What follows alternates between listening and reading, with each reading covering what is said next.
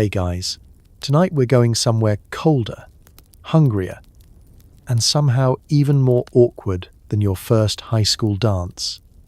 The Battle of Stalingrad, 1942.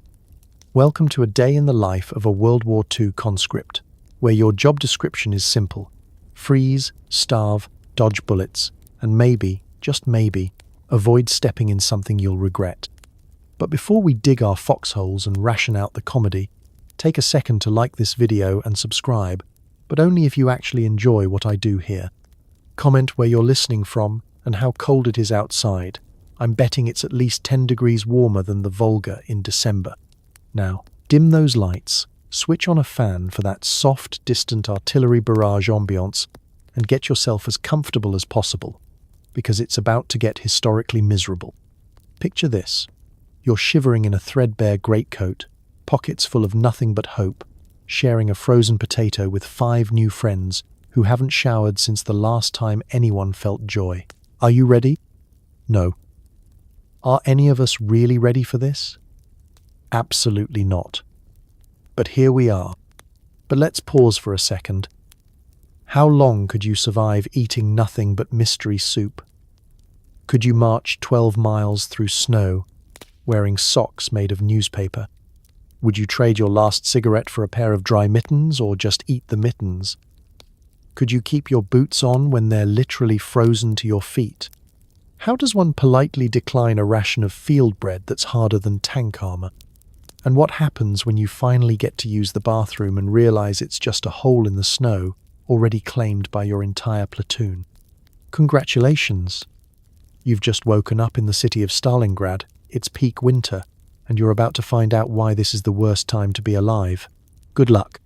The first thing you notice is that you can see your own breath, and you're still indoors. Your blanket is a Soviet greatcoat that smells like last week's soup, and your pillow is a pile of ammunition crates. The good news? You're still alive. The bad news? So is the lice colony living in your armpit. Let's set the scene.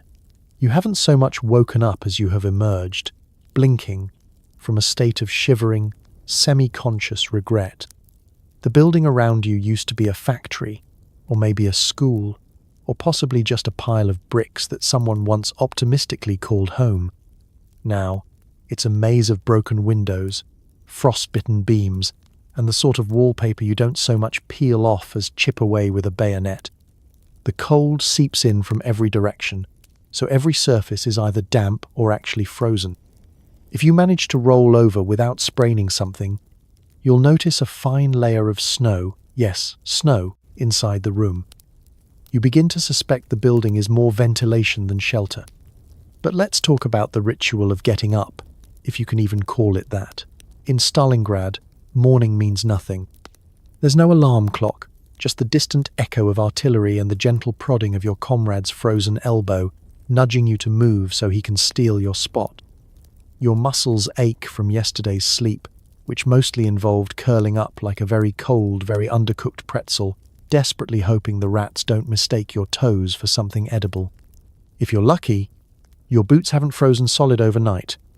If you're not lucky, well, time to see how good you are at defrosting leather with sheer force of will. And then there's the gear. Your bed is a repurposed corner of rubble, lined with whatever scraps you and your squad could scavenge. Coats, bits of tarp, even empty sandbags. You look at your neighbour, who is wrapped up in so many layers of rags and uniforms, he resembles a laundry pile that's just learned to complain in Russian. You try not to make eye contact, both out of respect for his suffering and because neither of you has washed your face in 3 weeks. The smells in here are legendary.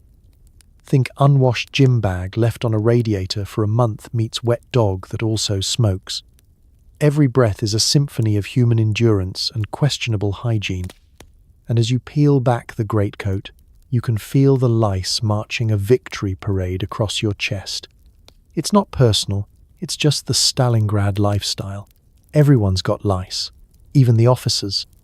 It's practically a badge of honor, like trench foot or frostbite, only itchier and somehow more communal.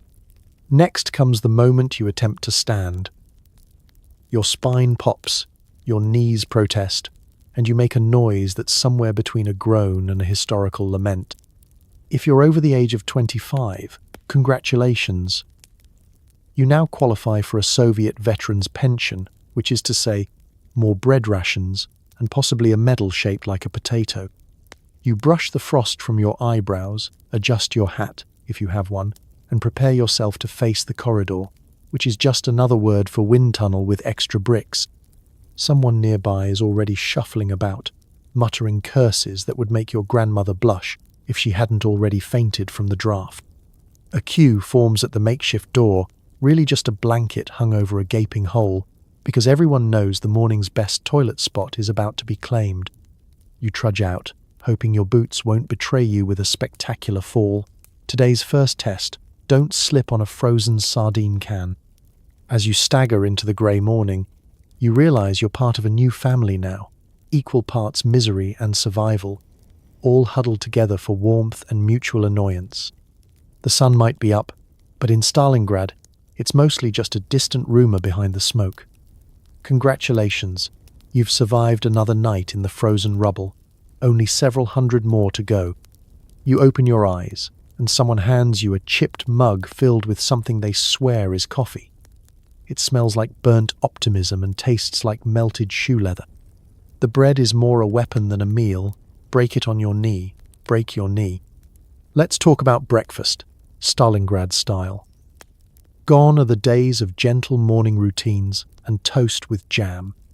Forget eggs Benedict or anything resembling a fruit. Here, in the shadowy ruins of the city, breakfast is more like a dare. How many calories can you consume before you chip a tooth? You and your comrades gather around a battered tin pot, steam rising as a group of men stare into its depths with the same expression you'd use for a sinkhole opening up under your house. First, the coffee. This isn't coffee as you know it. It's more of a suggestion, a philosophical idea of coffee. Technically, it started as grains, or roasted acorns, or maybe some dirt they found near the field kitchen, all boiled together with water that was once snow, then something much less pure, then snow again. If you're lucky, you might get a floating mystery flake for added protein. Some claim it's chicory, others say it's despair. Either way, it wakes you up, if only out of self-defense. You don't sip this brew, you brace for it. Your mug is a veteran itself, chipped on every edge, never truly clean, and probably older than half your squad. It has a story, a dent, and possibly its own lice. You cradle it in frozen fingers and try to warm your hands, but the heat lasts as long as Soviet optimism, about 15 seconds. Then there's the bread, if you can call it that. Field bread is Stalingrad's cruelest joke. Issued daily, it arrives as a dense grey brick, rumoured to contain flour, sawdust, and, if you're lucky, a hint of caraway from whoever got to the supply line first. It's the sort of bread you don't so much eat as negotiate with. You break a chunk off, usually after considerable effort, and inspect it for movement, mould, or the unmistakable signs of bonus protein. You chew with caution. Every bite is an adventure for your dental fillings. If you still have teeth after a week, you're basically an evolutionary marvel. Your neighbour tries dunking his bread in the ersatz coffee. It softens slightly, but now you have damp, bitter bread, and the vague sense you've disappointed someone's babushka. The taste? Imagine someone left a biscuit out in the rain, then stomped on it with a muddy boot, then put it in your lunchbox anyway. Still, it fills your stomach, and in Stalingrad, that's practically fine dining. Occasionally, there's a surprise in the bread, a hard seed, a stray pebble, or, on the best days, a smudge of mystery fat. It's like the lottery, except the only prize is a slightly higher risk of indigestion. There are rumours about a guy 2 buildings over who found an actual raisin once, but that story is considered enemy propaganda. Of course, breakfast isn't a solitary affair. You're surrounded by your new family, a mismatched group of equally unwashed, equally hungry survivors. Someone tries to start a conversation, but mostly it's just grunting and gnawing. The only thing less appetizing than the bread is the smell of the guy next to you, who's wearing more layers of dirt than clothing. There's a brief debate over whether today's coffee is better than yesterday's. The consensus: they're both terrible, but at least today's is hot. You look around and realize there are some small comforts: the shared misery, the brief moments of laughter, and the silent, universal agreement that whatever happens next, at least breakfast is over. As you choke down the last mouthful and steel yourself for another day, you can't help but dream of home, of real coffee, soft bread, and a world where breakfast doesn't threaten your dental records. But here in Stalingrad, you eat what you're given, drink what you're handed, and count yourself lucky to have survived another morning. That's the closest thing to luxury you'll get. And somehow, you get up and keep going. Because in this place, breakfast isn't just a meal. It's an endurance test, a badge of honor, and a grim grey reason to keep moving forward. Need to relieve yourself? Congratulations, you get to trudge through shell holes, avoid snipers, and squat over a trench latrine while making awkward eye contact with three guys named Yuri. Toilet paper? Comrade, here we use yesterday's Pravda. This is the glamorous reality of answering nature's call at Stalingrad. Forget your fancy modern bathrooms, with heated seats and subtle lighting. Here, the bathroom is anywhere that isn't currently being shelled, mined, or claimed by the platoon before you. Privacy? Not a thing. If you're lucky, there's a canvas screen to spare you from the wind, or at least from the judgmental stares of the battalion next door. The journey begins with a short expedition. Boots on, coat wrapped tight, and the vague hope you'll return with all your limbs attached. The latrine is really just a shallow pit in the ground, half frozen, and surrounded by planks and scrap metal that have seen better days. In peacetime, you might call it a garden feature. Here, it's a biohazard, with a scenic view of rubble and despair. You join the slow, shuffling queue of desperate men, each performing the time-honored "I really can't hold it anymore" dance, shivering not just from the cold but from a nervous awareness that, technically, this is one of the more dangerous moments of the day. Snipers know the route. Mortars have the range. Somewhere out there, a German spotter is probably laughing about how even war can't stop the call of nature. And then there's the company. You squat in a line, knees knocking together, attempting to maintain dignity, while perched over a pit that looks like the set of a medical horror film. Eye contact is strictly forbidden, but, inevitably, you lock eyes with at least one fellow sufferer, always named Yuri, for some reason, whose 1,000-yard stare suggests he's halfway through a philosophical crisis. As for the toilet paper situation, you can forget Charmin quilted or otherwise. Here, yesterday's edition of Pravda is repurposed for hygiene, one brittle sheet at a time. If the newspaper runs out, well, it's a BYO leaf situation. Sometimes it's just snow. Yes, that's right, snow. It's invigorating, it's bracing, it's a Soviet spa treatment you never asked for. You finish up, fingers numb, soul slightly diminished, and wonder how it's possible to feel both relieved and deeply traumatized at the same time. Smell is another adventure entirely. Imagine a blend of mud, gasoline, week-old cabbage and fear, with top notes of human desperation. The wind occasionally shifts, blowing the stench in a new direction and causing a chorus of complaints in at least 3 different languages. One clever soldier tries to light a match to improve the aroma. This is a mistake. Now it smells like burning shame. Hygiene, at this point, is theoretical. There's a canteen of icy water for a quick wash, which mostly just redistributes the dirt and leaves your hands frozen and questionably cleaner than before. Some soldiers carry a bar of soap as a sort of good luck charm, but nobody remembers how to use it. Lice don't care either way. You shuffle back to your corner of rubble, feeling a little lighter, a lot colder, and slightly more bonded to the band of brothers who all just shared the most undignified part of the daily routine. There's a sense of accomplishment, however small. You survived the morning toilet run without incident, a minor miracle in a city where nothing is certain except cold. hunger, and the basic, inescapable realities of biology. So, next time you complain about the public restroom at the gas station, remember, you could be squatting over a pit in the Stalingrad snow, clutching Soviet propaganda for dear life, and making uncomfortable eye contact with 3 Euros. There are worse ways to start the day. Not many, but a few. Time to layer up. Your uniform is 6 sizes too big, your socks are old newspapers, and your boots double as medieval torture devices.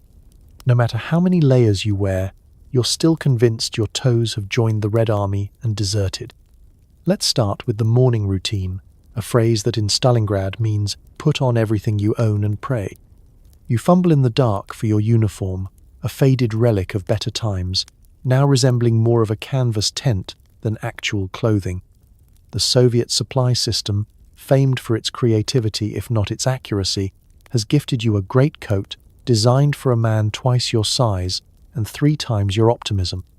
When you button it up, the sleeves cover your hands entirely, transforming you from a soldier into a sad, woolen scarecrow.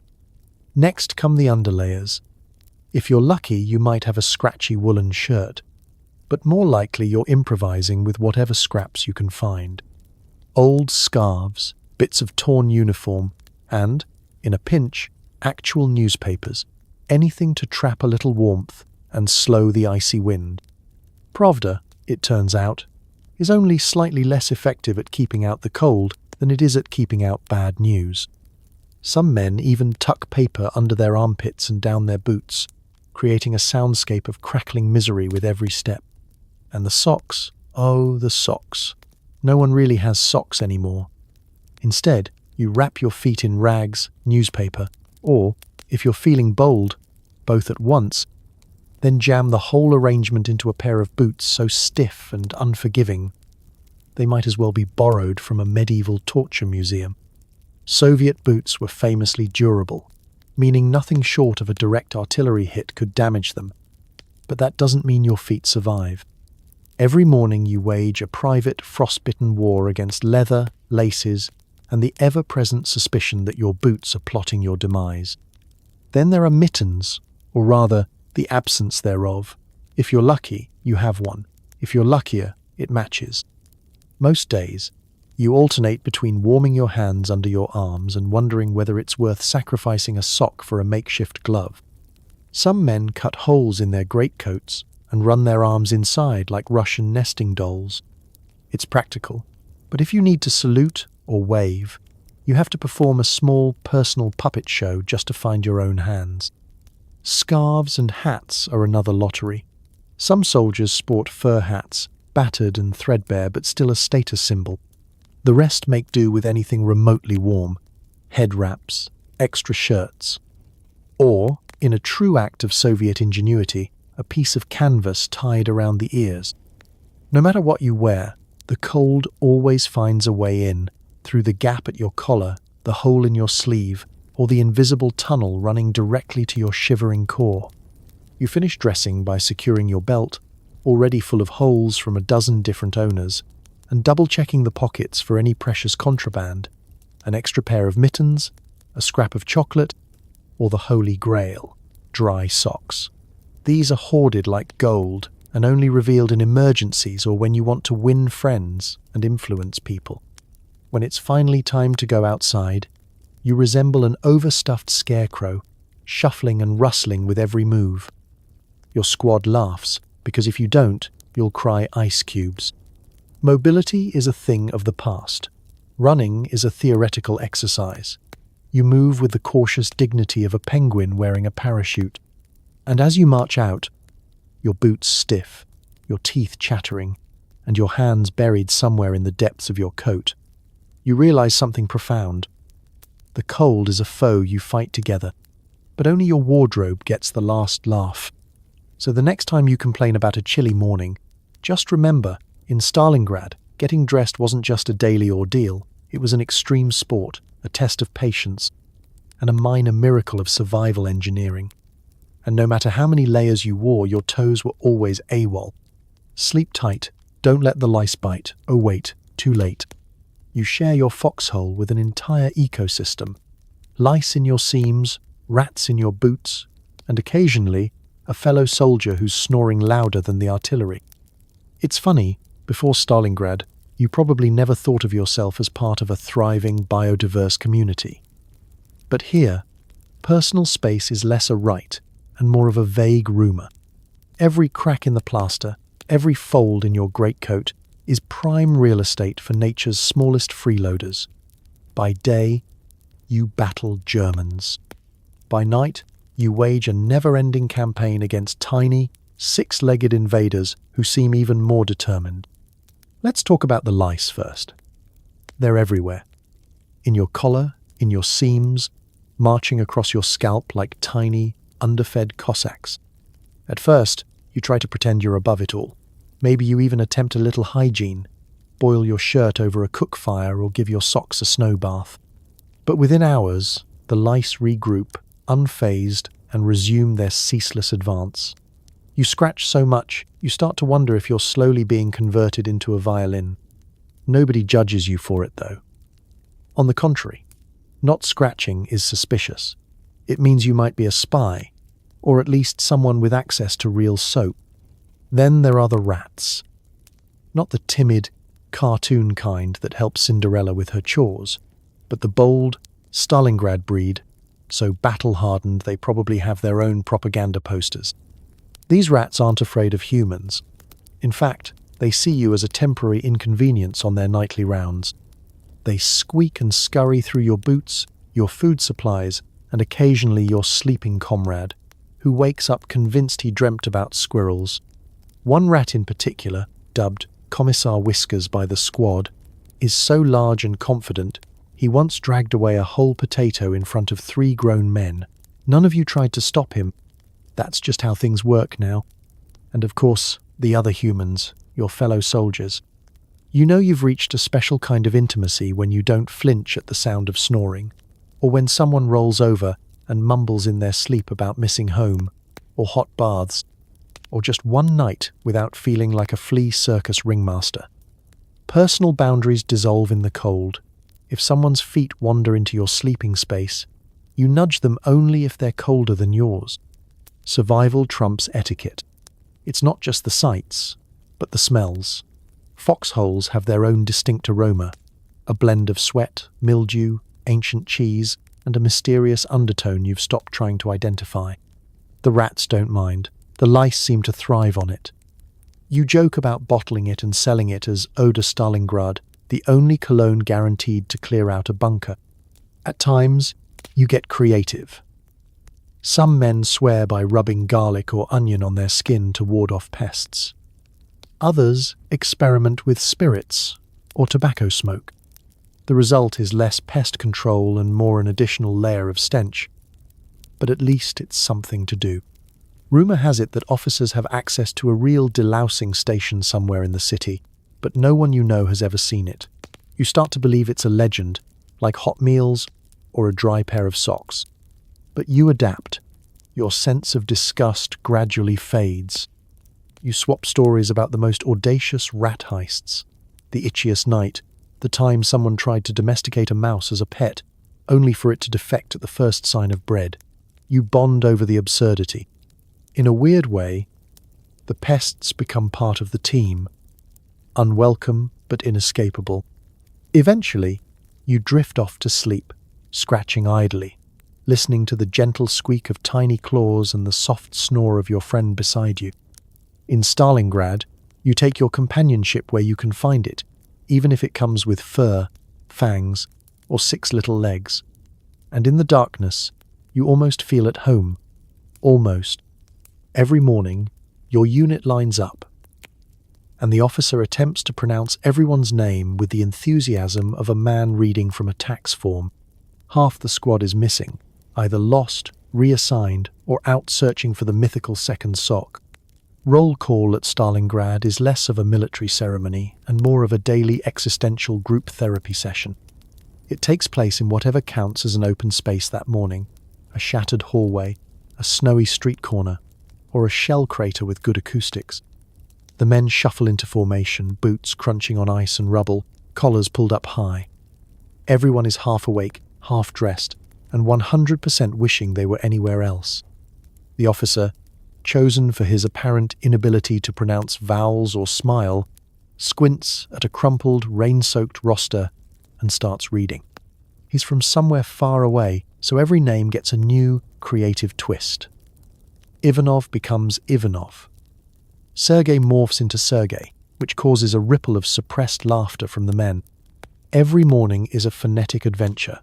If you don't hear your name, you answer for someone else, especially if that someone else owes you half a bread ration. Of course, there are always gaps in the line. Some men are away on messenger duty, others on patrol. A few have been sent to reinforce a neighboring unit, and one or two are probably still curled up in a basement, too cold to function. No one asks too many questions. It's an unspoken rule. The less you know, the better you sleep. Sometimes, the officer tries to account for everyone, but the numbers never add up. "Where is Private Mikhailov?" he asks. Someone shrugs and mumbles something about urgent potato business. Good enough. Next name. There are also the occasional replacements, new faces, fresh from training or, more likely, from the back of a supply truck. These poor souls stand out immediately, clean-shaven, boots still black, eyes wide with a hope that won't survive the week. The veterans give them nicknames on the spot: schoolboy, baby face, or simply new guy. The new arrivals answer to anything, relieved just to be counted among the living. Roll call is a time for taking stock, and not just of people. The squad also tallies up equipment, rifles, ammunition, hats, and, if anyone dares, socks. The mythical second sock has become a running joke. There are whispered legends of a man who once possessed 2 matching socks at the same time, but most assume it's just Soviet fairy tale propaganda. There's always a little bit of gambling. Will anyone be assigned kitchen duty? Who's getting sent to fetch more firewood, aka go out and freeze for the greater good?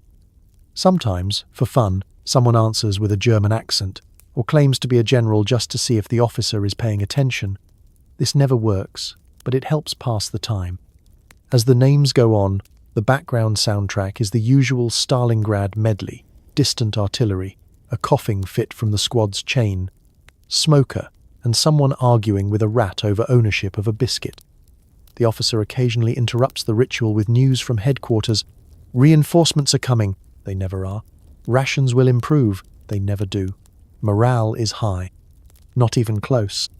When roll call ends, the group disperses in search of breakfast, warmth, or that elusive moment of quiet. The gaps in the line are felt, but not discussed. The war moves on, and so do you, clutching your greatcoat around your shoulders and your own name, mispronounced or not, like a badge of survival.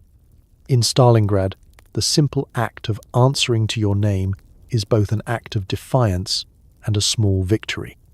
So you shuffle off to the next misery with the faint hope that, tomorrow morning, there'll be one less missing face and, just maybe, a matching pair of socks. The commander gives a stirring speech. Hold this building, do not die, and if you see any bread, report it immediately. The only thing spreading faster than German troops is rumours. Today's hot topic is whether or not the soup contained actual meat last night. Morning briefing in Stalingrad is less about inspiration and more about survival instructions delivered with the enthusiasm of a man who's run out of synonyms for grim. The squad assembles in a half-collapsed room, the wind howling through cracks where windows used to be, everyone stomping their feet and blowing into cupped hands. The commander, who hasn't slept in 2 days and looks like his soul checked out sometime in September, clears his throat, consults a tattered notepad, and delivers the day's wisdom. First, he points at a wall with roughly 6 bricks still attached and declares, "This is now strategic. The map changes every morning. Yesterday's last stand is today's please don't touch, it might fall over." Assignments are handed out with military efficiency. Sergei, you cover the door. Ivan, you watch the stairs. Everyone else, look busy. The real trick is figuring out how to follow orders without drawing attention to yourself. You quickly learn that in Stalingrad, volunteering is a form of self-sabotage. Then come the reminders, practical and bleak. Don't bunch up in doorways. Don't light a cigarette near the window unless you want to be on the business end of a sniper's resume. And if you stumble upon bread, immediately inform the chain of command so it can be split 16 ways and still leave everyone hungry. The importance of bread cannot be overstated. There are hushed stories about a guy who once found a whole loaf and instantly achieved near-mythical status, right up there with the concept of a full night's sleep. But it's not just orders that circulate at the morning briefing, it's rumours. Rumours are the lifeblood of the battered garrison, sometimes more energising than a Sat's coffee. Today's prime debate is whether last night's soup actually contained meat, or if it was just a particularly chewy turnip with dreams. Some swear they found a piece of gristle. Others claim it was simply a tough bean. There's always one optimist who insists he tasted chicken. But this is met with the same suspicion usually reserved for German tanks. Rumours don't stop at food. There's speculation about everything. Incoming reinforcements, secret supplies hidden in the officers' quarters, or a new kind of ammunition that never jams. Most rumours have a life cycle of about 10 minutes, but some linger, getting more ridiculous with every retelling. The one thing everyone agrees on is that the rumours are never true, except, occasionally, when they are, just enough to keep hope barely alive. Meanwhile, the real information comes in drips and drabs, usually shouted from the next room by a corporal in a hurry. Command wants a head count. Someone spotted movement by the river. The Germans are out of potatoes. This last one sparks actual interest, a rare moment of joy at the idea of shared suffering. The commander tries to inject some motivation. Hold this line, comrades. Our resolve is unbreakable. Someone in the back mutters that their resolve, like their boots, has a hole in it. But outwardly, everyone nods. Standing a little taller, it's all theatre, a shared ritual of pretending that the war is winnable, that rations are coming, and that today might be better than yesterday. By the end of the briefing, the men drift apart, returning to their posts or their quiet corners of rubble. Some repeat the orders in case they missed the part about not dying. Others resume debating the meat content of last night's soup, which will remain unresolved until someone invents a microscope. In Stalingrad, the morning briefing is never really about strategy. It's about holding together the fragile fabric of hope, one rumour at a time, as another long, impossible day begins. You're told to move up the line, which is code for hike 12 miles through snow, rubble, and things you don't want to step in. Every footstep is a gamble between frostbite and stepping on a not-so-friendly surprise. No one ever quite tells you what's up the line. It could be a bombed-out building with a grand view of nothing, or a crater that's been promoted to command post because it has slightly less mud. Either way, it's always farther than you want to walk, colder than you can imagine, and filled with the kind of obstacles you only see in your worst dreams. Your superior's tone is breezy, as if moving a dozen miles on frozen feet is just a gentle morning stroll. It's not far, he says. You'll warm up once you're moving. Sure, and maybe you'll grow wings and fly over the Volga. You start off as a group, boots crunching, breath puffing, shoulders hunched against a wind that could strip paint from a tank. The snow isn't fresh and powdery. It's been trampled, bombed, and refrozen so many times it's more like walking on broken glass and old regrets. Every step takes negotiation. If you slip, you risk more than just embarrassment.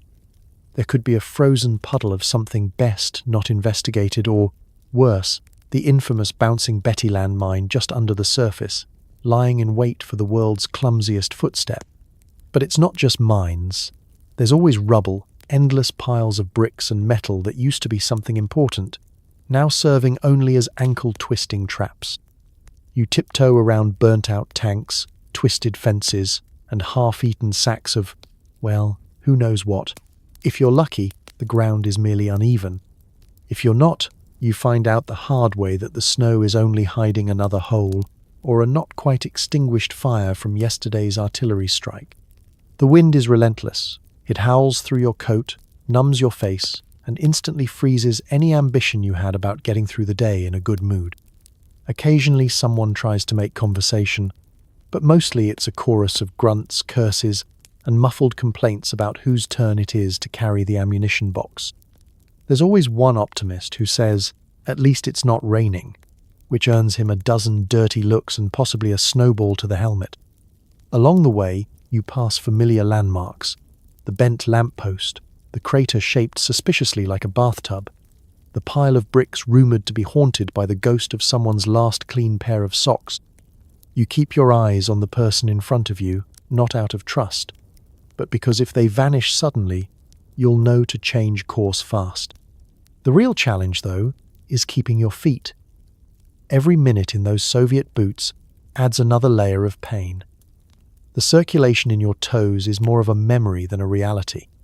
The men swap horror stories of blackened toenails, lost boots, and the legendary comrade who once marched 6 miles with both feet wrapped in cabbage leaves. The cabbage was later recycled for soup. All the while, your senses are on high alert. Every odd shape in the snow could be a shell, a grenade, or, for the very unlucky, a tripwire.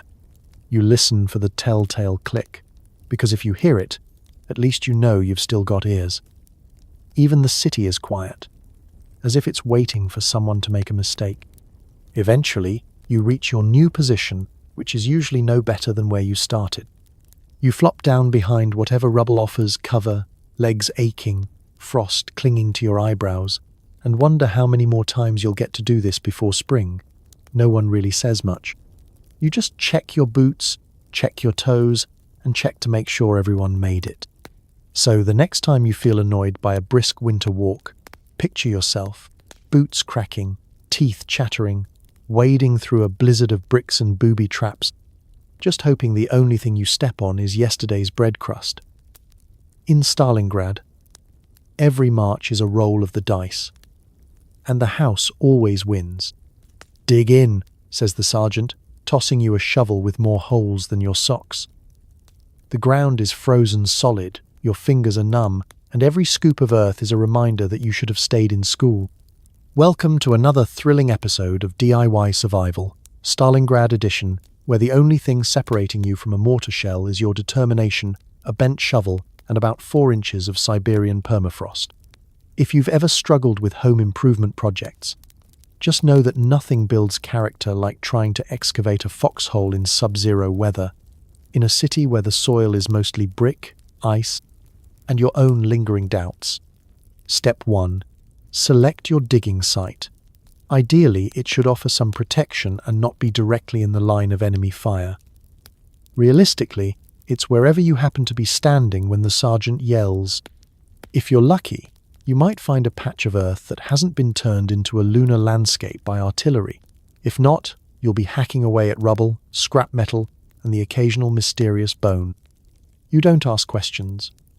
In Stalingrad, you learn early that curiosity may kill more than just the cat. Step 2. Inspect your shovel. This Soviet marvel of engineering has survived 3 winters, 2 fires, and at least 1 attempted bayonet repair. The handle is splintered, the blade is bent, and there's a persistent wobble that makes it as much a percussion instrument as a tool. Still, it's yours, and you name it, something like Olga or the Widowmaker, for moral support.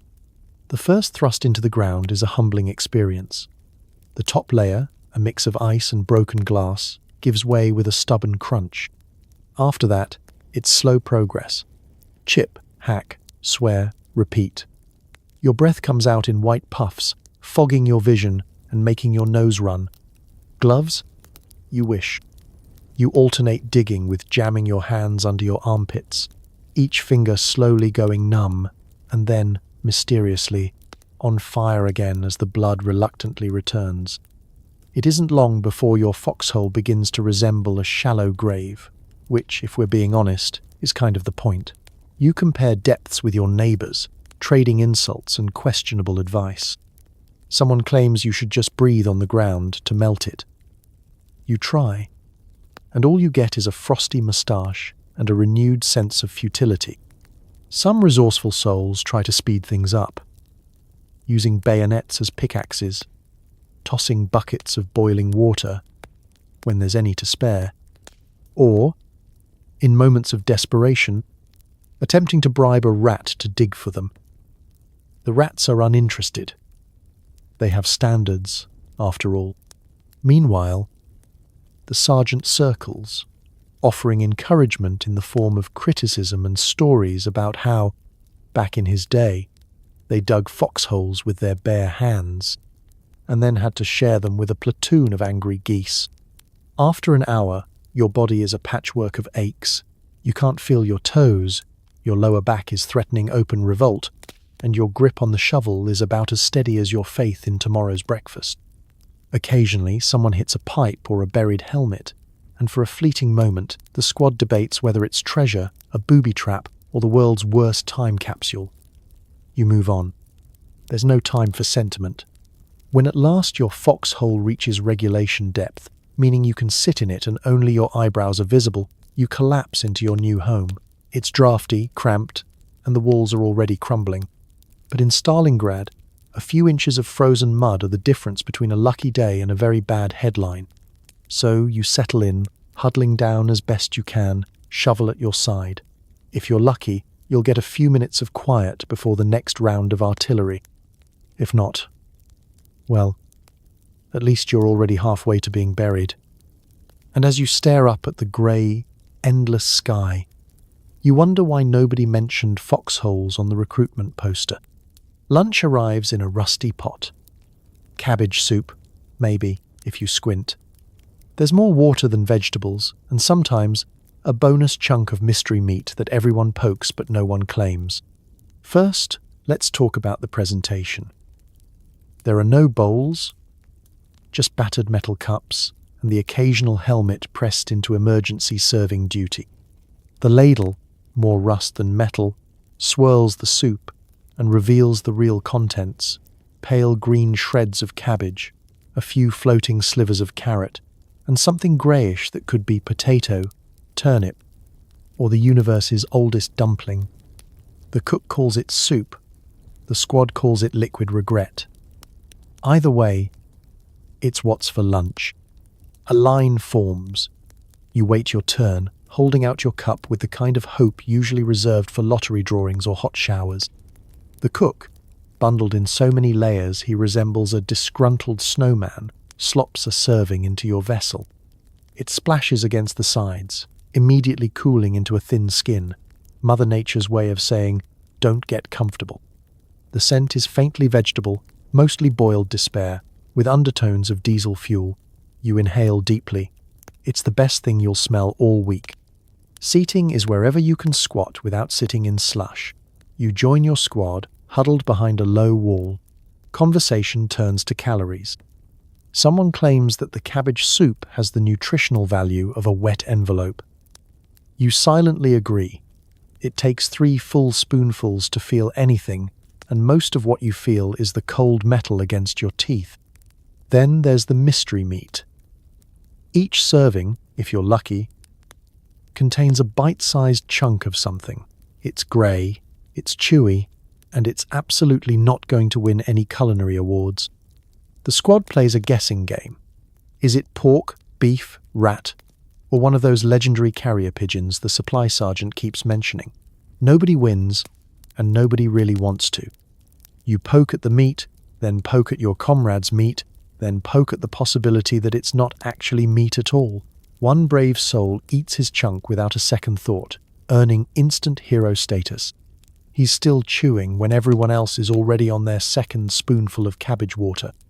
The bread, if it appears at all, is a single, cold slice, hard enough to chip a tooth, soft enough to soak up half a cup of soup before disintegrating into mush.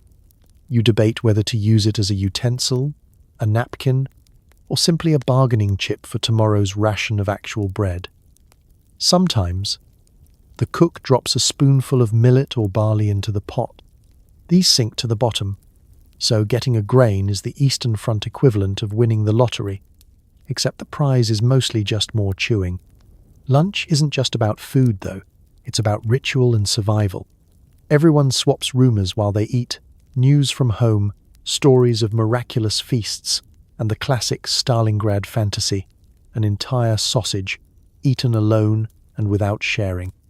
You reminisce about real food, the kind with color, taste, and texture. Someone claims to remember the taste of fresh apple. No one believes him. You eat quickly because the soup gets colder by the second, and because if you linger too long, a rat will inevitably appear, hoping for leftovers. The final act, scraping the last drops from your cup. Some lick the metal clean. Others barter for one more spoonful, offering up cigarettes, socks, or promises of future favors that everyone knows will never be honored. Hunger is the only honest currency left. You finish, stomach still rumbling, and stack your cup with the others. The cook slaps the pot lid shut with a flourish that says, "That's all, comrades." You're left with the delicate aftertaste of overboiled cabbage, and a new appreciation for the phrase, "less is more." As you walk away, you daydream about calories, so many calories, while your body gets ready to burn them all, just trying to stay warm for another afternoon in Stalingrad. Someone yells, "Mail," and a dozen grown men scramble for crumpled letters. You get a note from Aunt Ludmila. She's still hoarding potatoes. Also included, a leaflet explaining that victory is inevitable. Please ignore the explosions outside. Mail call in Stalingrad is the one time of day when hope and chaos break out in equal measure. The squad, usually a sea of hunched shoulders and thousand-yard stares, transforms instantly. Men who can barely stand suddenly find reserves of Olympic-level sprinting ability. Even Commissar Whiskers, the platoon's unofficial rat mascot, scurries over to investigate the commotion. If there's one thing Stalingrad isn't short on, it's drama. The mail itself arrives in a battered canvas sack, carried by a surly junior officer who looks like he's spent the last week arguing with a brick wall and losing. The sack is ceremoniously dumped onto a makeshift table, a crate covered in shell casings and, for good measure, a snow-dusted helmet. Letters, parcels, and a few highly suspicious packages tumble out, each one stamped, folded, and, hopefully, not already chewed on by mice. The distribution ritual begins. The officer, whose reading glasses are forever fogged, attempts to decipher the names. Ivanov? Sergei Ivanov? 7 hands shoot up. He sighs and distributes them at random. If you're lucky, you get a letter addressed to you. If not, you might receive correspondence meant for someone 3 units away. But nobody's in the mood to argue. A letter, any letter, is gold. You finally clutch a grimy envelope, Aunt Ludmila's familiar handwriting, barely legible thanks to the censor's enthusiastic use of black ink. "Dearest nephew, we are well. Potatoes are being kept safe. Uncle has learned to make soup out of turnip peel and his old boots. Send news." And socks. Every word is priceless. Even the news about your cousin's goat is thrilling, despite the fact that you've never met the goat and suspect you never will. It's not all warm fuzzies. Every letter comes paired with a Soviet propaganda leaflet, tucked in like the world's least inspiring bookmark. The leaflets are full of cheery slogans. Victory is certain. The motherland rejoices, and illustrations of heroic, mustachioed workers shaking hands with tanks. There's also a handy list of things you are not supposed to worry about. Rumors, shortages, enemy broadcasts, and the unnerving sound of the building next door collapsing. The subtext is clear. If you're worried, you're not being patriotic enough. Some of the mail is less conventional. There's always one soldier who receives an unsolicited care package. 2 shriveled apples, a cracked bar of soap, and a note written entirely in capital letters demanding he write home more often. The apples are passed around, admired, and then quietly bartered for 3 cigarettes and a promise of future soup privileges. The soap, for its part, is displayed with pride before vanishing mysteriously by evening. Reading letters is a group affair. Nobody has secrets here, so Aunt Ludmila's potato hoard becomes squad gossip. Stories of distant farms, childhood friends, and questionable recipes for beet salad make their way around the fire. The men laugh, tease, and for a moment, the war feels like a rumor from another world. Someone even tries to read the propaganda leaflet aloud in a dramatic voice, but it only makes everyone giggle harder. Of course, sometimes there's no mail. The disappointment is palpable. Grown men pretend not to care, but they do. On these days, you make do by rereading an old postcard or inventing stories about a home you hope is still there. As the day wears on, the letters are folded up and returned to pockets, next to lucky charms and worn ration cards. The propaganda leaflets get recycled as kindling or, in true Stalingrad fashion, as emergency toilet paper. Mail call ends, but the echoes linger. A little hope, a bit of laughter, and the stubborn belief that someone, somewhere, is thinking of you, and maybe even saving a potato for your return. Out of cigarettes? Need an extra pair of socks? Welcome to the Stalingrad Stock Exchange, where everything is for sale and nothing is affordable. You'd trade your soul for a bar of chocolate, but all you have left is half a pencil and a tooth. In a place where currency has lost all meaning and ration cards are worth their weight in daydreams, the true economy of Stalingrad runs on ingenuity, desperation, and the kind of creativity usually reserved for bank robbers and small children trying to avoid chores. There's no formal marketplace, just a swirling mass of soldiers, orderlies, and the occasional brave local, all with pockets stuffed full of items that might have value, depending on the day and the mood. It starts small. Someone sidles up to you, eyes darting, and whispers, "Cigarette for mittens." The answer is always, "What kind of mittens?" Not all mittens are created equal. There are wool mittens, leather mittens, and for the very unlucky, a sad pair fashioned from leftover cabbage leaves and wishful thinking. The negotiation could take seconds or stretch into a full-blown symposium on the relative warmth of cabbage versus a piece of old curtain. Socks are their own form of hard currency. A matching pair is almost mythical, spoken of in reverent tones, like the Holy Grail or a hot shower. One sock, even if it's mostly holes, will fetch a half stick of gum or maybe a crust of bread if the wind is blowing the right way. In extreme cases, someone will trade a sock for the privilege of sitting closest to the fire for 20 whole minutes, a luxury worth more than gold. Cigarettes are the backbone of the Stalingrad barter system. They're not just for smoking. Cigarettes are stress relief, currency, and sometimes the only thing keeping the peace during the long, frozen nights. Even if you don't smoke, you hold on to your cigarettes like a Wall Street investor. The savvy soldier knows never to finish his last one, lest he lose all bargaining power and be reduced to trading motivational speeches for a spoonful of soup. There's always a rumor about someone with chocolate. Actual, honest-to-goodness chocolate. It might be a rumor, it might be enemy propaganda, but once a week, someone claims to have seen a square of the precious stuff. What would you trade for it? A week's ration of bread? Your best pair of gloves? The promise of eternal friendship and not snoring during the night shift? All options are on the table. One man swears he once traded his grandfather's pocket watch for a single bite, and he says it was worth every second. Of course, where there's trade, there's also the black market genius. Every squad has one, the fixer, the dealer, the master of invisible supply chains. He's the guy who knows a guy who can get you almost anything. A button, a comb, a working pencil, a piece of string. His backpack is like Mary Poppins' bag if she'd been conscripted and left out in the snow. He takes a cut, of course. Nobody works for free. But sometimes, a well-placed favor is more valuable than any object. He operates in whispers, gestures, and elaborate winks, as if the NKVD is always listening, because honestly they probably are. And don't forget the improvisers, the men who see a broken shoelace and imagine a clothesline, or who fashion a radio antenna out of a busted bayonet and 2 spoons. In Stalingrad, necessity really is the mother of invention, and every trade feels like an episode of a bleak, icy version of Antiques Roadshow. It's all a delicate dance.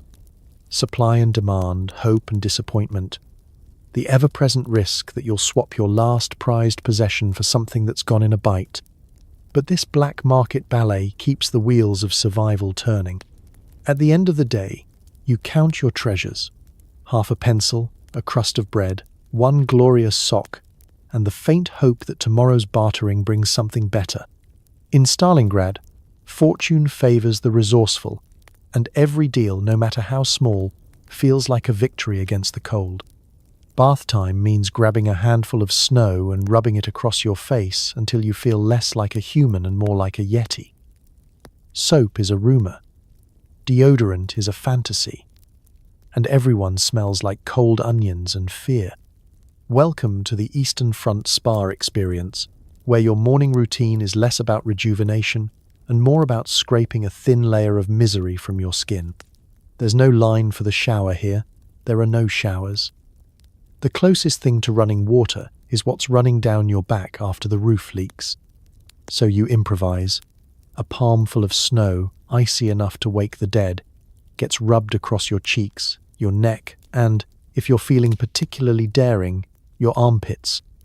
It's both exfoliation and cryotherapy in one, and it leaves you with the glowing complexion of someone who's just been slapped by winter itself. Soap? Forget it. You heard a rumor that someone in headquarters received a bar of soap from home, but nobody's actually seen it. Maybe it melted in someone's pocket, or maybe it's being used as collateral in a high-stakes sock trade. For most, soap is just another item on a long list of forgotten luxuries, like hot meals, comfortable shoes, and not sharing your bed with a family of rodents.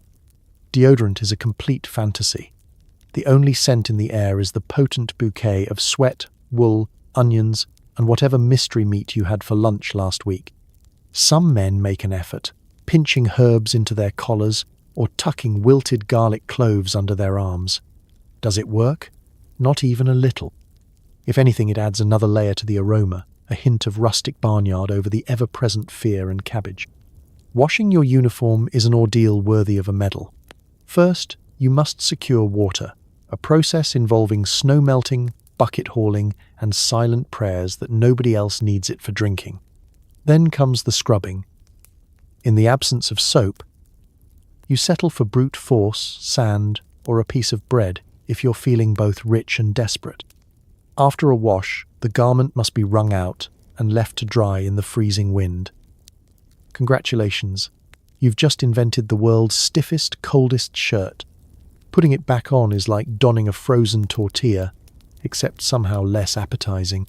Haircuts happen with bayonets, scissors borrowed from a field medic, or, most commonly, not at all. You run your fingers through your hair and discover new colonies of lice, each one more determined than the last. Combing is reserved for those with hope and time, both in short supply. Instead, you develop the Stalingrad shuffle, a vigorous scratching dance that's equal parts grooming and nervous twitch. If you think brushing your teeth will offer a reprieve, think again. Toothbrushes are almost as mythical as soap.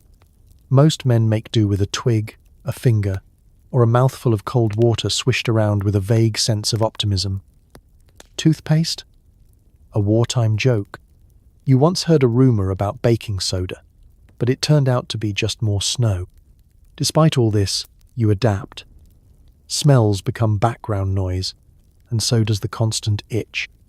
The men joke that after a few weeks, your stench is your best defense. Germans, rats, and even mosquitoes keep their distance. You bond with your fellow soldiers over the shared humiliation, swapping stories about who once washed their socks and who hasn't changed their shirt since October. The answer is always everyone. By the end of your snow bath, you're only slightly cleaner, but you've survived the day's most bracing challenge.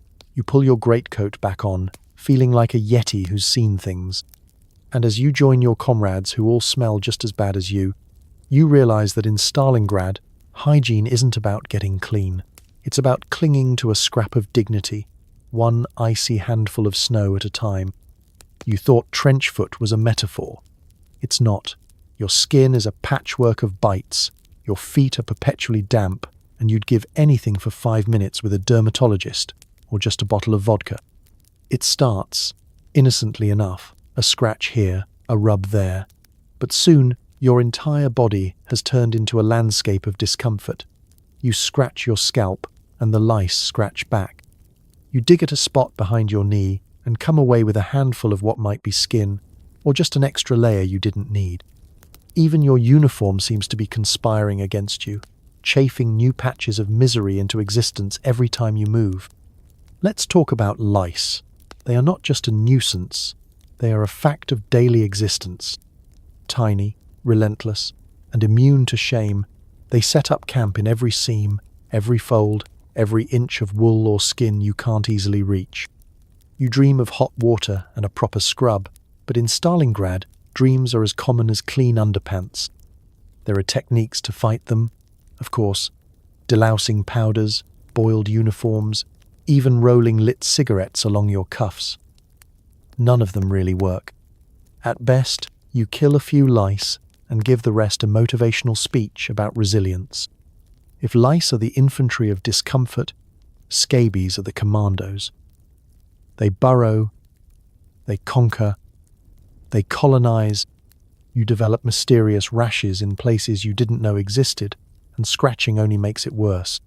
You hear rumors of men swapping entire shirts for a tiny bottle of ointment, or, in extreme cases, a sympathetic nurse who might look the other way while you steal a single bar of medicated soap.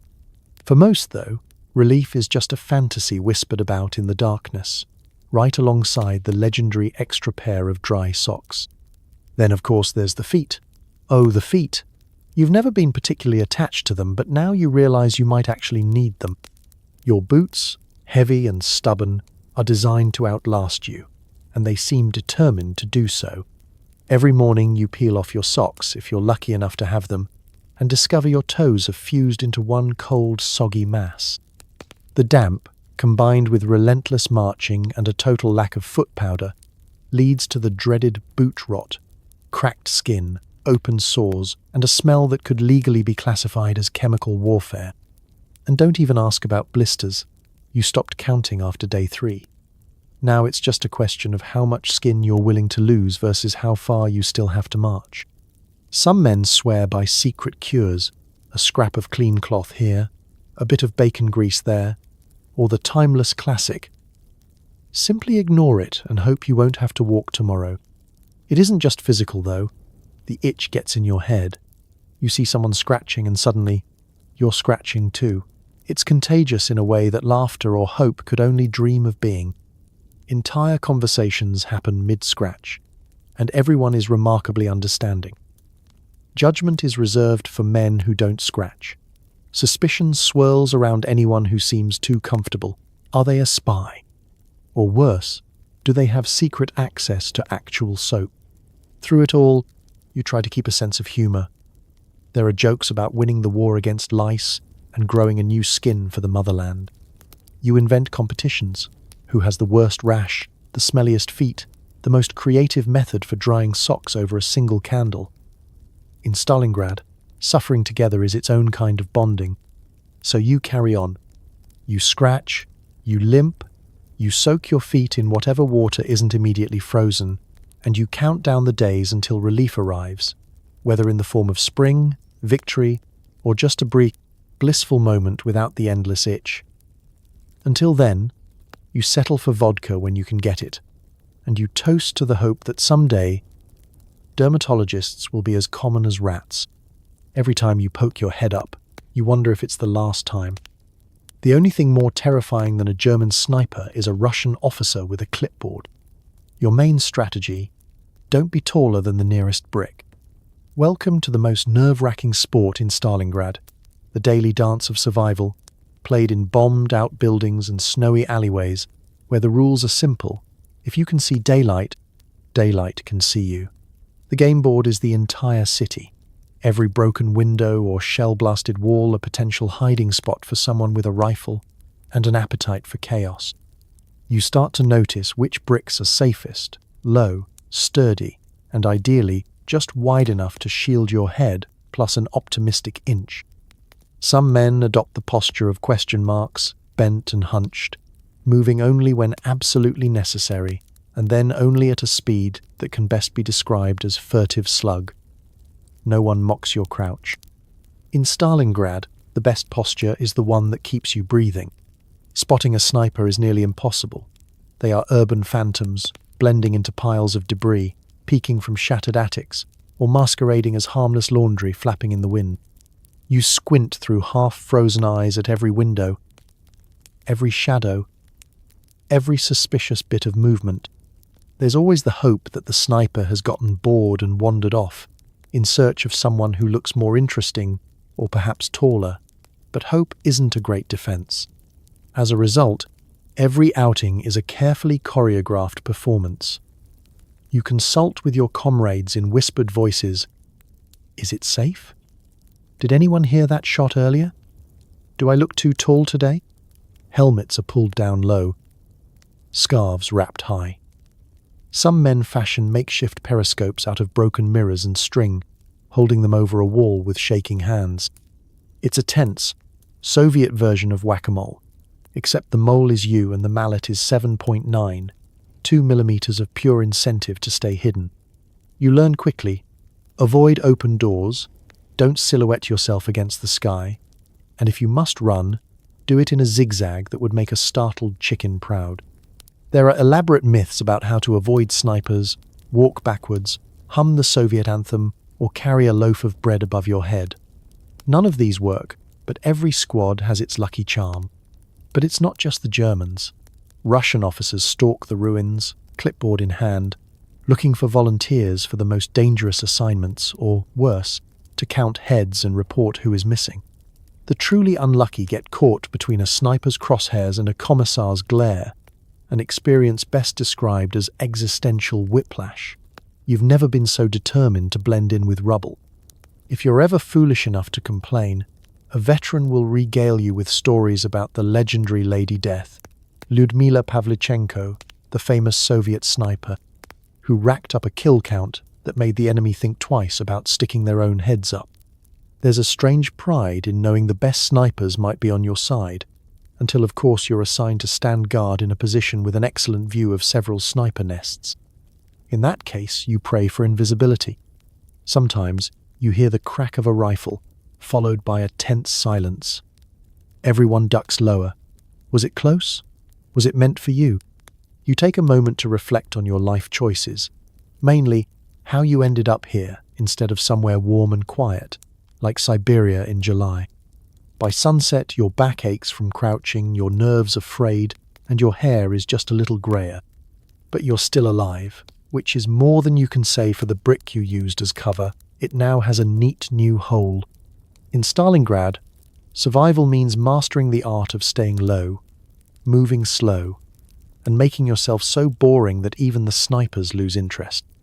And, just maybe, keeping your head down, both literally and metaphorically, until the next game of peekaboo begins. Someone's scarf unravels, another guy's mittens dissolve in the snow, and you're pretty sure your boots are plotting against you. Warmth is just another propaganda term. Let's talk about the tragicomedy that is Soviet winter gear, Stalingrad edition. When supply lines dry up and manufacturing becomes more aspirational than actual, you start to learn the difference between issued equipment and whatever you can tie around your limbs and call clothing. The Red Army's official winter kit sounds great on paper. Thick wool coats, sturdy boots, fur hats, lined gloves, and cozy scarves. In reality, it's a living museum of mending, improvisation, and heartbreak. Take scarves, for example. In theory, they're your best friend, a shield against the biting wind, a way to keep the ice out of your collar. In practice, most are threadbare strips of fabric that have been handed down through 3 campaigns and now have more holes than threads. One unlucky comrade bravely wraps his scarf each morning, only to discover it's become a 2-foot string, unraveling in the wind like a surrender flag. Another, not to be outdone, simply tucks a page of Pravda into his coat and hopes for the best. It's absorbent, at least. Mittens are a similar tale of woe. Official issue, rare. Matching pair, mythical. Most men rotate between single mittens, fingerless gloves, and the classic sock-on-the-hand look, which combines avant-garde fashion with the practical warmth of slightly damp wool. Sometimes you spot a pair of actual fur mittens. Everyone stares, and the wearer guards them like state secrets. But even the good ones are no match for Stalingrad's legendary sludge, dissolving overnight into a damp clump that only reminds you how far you are from home. And then, the socks. Socks are the unsung heroes and tragic victims of every march. You start with 2, maybe. By day 3, you have 1.5, both sporting holes large enough to count as ventilation. The innovative soldier wraps his feet in newspaper, or even pages of an enemy leaflet. Turns out, anti-Soviet propaganda has just the right thickness to keep your toes slightly less frozen. But nothing is foolproof. You always know it's time to stop and readjust when you feel that telltale squelch, the moment your last dry sock has surrendered, and your foot has achieved full popsicle status. Boots, meanwhile, are the real comedians of the squad. Supposedly sturdy, they are sometimes nothing more than loose leather buckets with ambition. The left boot's sole likes to flap open, catching on every rock. The right one? It prefers to fill with snow at the first opportunity, making each step an experiment in hypothermia. Some boots simply give up and split, flapping like a fish out of water as you march. A lucky few scrounge felt boots from fallen enemies or barter with desperate locals, but even these prizes are prone to vanishing. Boots have a way of changing owners overnight in Stalingrad, almost as if they're walking off on their own. Warmth, as a concept, is mostly something you talk about with nostalgia. The best you can hope for is a moment's shelter from the wind, a huddle near a spluttering stove, or the fleeting illusion of heat from a shot of vodka. Rumours spread of someone finding an intact pair of woolen long underwear. You can't prove it, but it's a story everyone wants to believe, like fairy tales or the idea of spring returning someday. Still, misery loves company. You share tips for patching holes with thread pulled from old shirts, debate whether it's better to have 2 thin scarves or 1 thick sock, and commiserate over mittens lost to the icy abyss. Complaining is a group activity, and everyone takes a turn. In Stalingrad, winter gear isn't about comfort. It's about survival, improvisation, and managing your expectations down to the point where slightly damp counts as a win. You shuffle forward, trailing bits of wool and hope, wondering if the next day's repairs will hold. Because out here, you don't just wear your gear. You live inside its slow, inevitable unraveling. You learn to do complicated math just to figure out how many grams of bread you'll get tomorrow. Spoiler, it's never enough. Sharing becomes a competitive sport. The humble ration card, a sad, grimy slip of paper, quickly becomes more valuable than your rifle, your boots, or even that half-dead rat you spotted sneaking around the field kitchen last night. Every pocket holds at least one, folded, refolded, guarded like state secrets. There's a silent, universal prayer that it survives the day without getting soggy, torn, or, heaven forbid, stolen by Commissar Whiskers the squad rat. Each morning, you and your comrades line up outside the mess, ration cards in hand, stomachs grumbling a symphony of protest. The line stretches into the snow, boots stamping in a feeble attempt to stay warm. You watch the supply officer work his abacus of despair, frowning over his clipboard, and you know the calculation is never in your favor. Bread, measured in grams, is handed out with the precision and enthusiasm of a funeral director passing out tissues. You quickly become fluent in ration math. If you're assigned 400 grams of bread today and have 135 grams left from yesterday, after a fierce midnight debate over whether to eat it or save it, you can almost make it to the next distribution. But then you remember the barter you made, half a hunk of yesterday's bread for 2 cigarettes and a spot by the fire. Was it worth it? Always. Warmth is fleeting. Hunger is a loyal companion. Rations aren't just bread, of course. There's the daily ladle of soup, which, if you're lucky, contains more than just hot water and wishful thinking. Sometimes a tiny cube of sugar is included, a treasure so rare you'd consider selling your spare sock just for a taste. On truly blessed days, there might be a few bites of mystery meat, canned fish, or, whisper it, a boiled potato. But most days, it's the bread you count on, crumb by precious crumb. Starvation, it turns out, is the best math teacher you never wanted. You break your ration into minuscule pieces, stretching it through the morning, the afternoon, and, if you have the willpower, the cold, hungry hours before sleep. You count every morsel, negotiating with your stomach as if you're both hostile diplomats. Your fingers become expert at tearing off just enough to take the edge off without tipping into regret. There's an art to bread management that would make Wall Street jealous. And then comes sharing. In theory, the squad is a brotherhood of equals. In practice, it's a daily game of social calculus.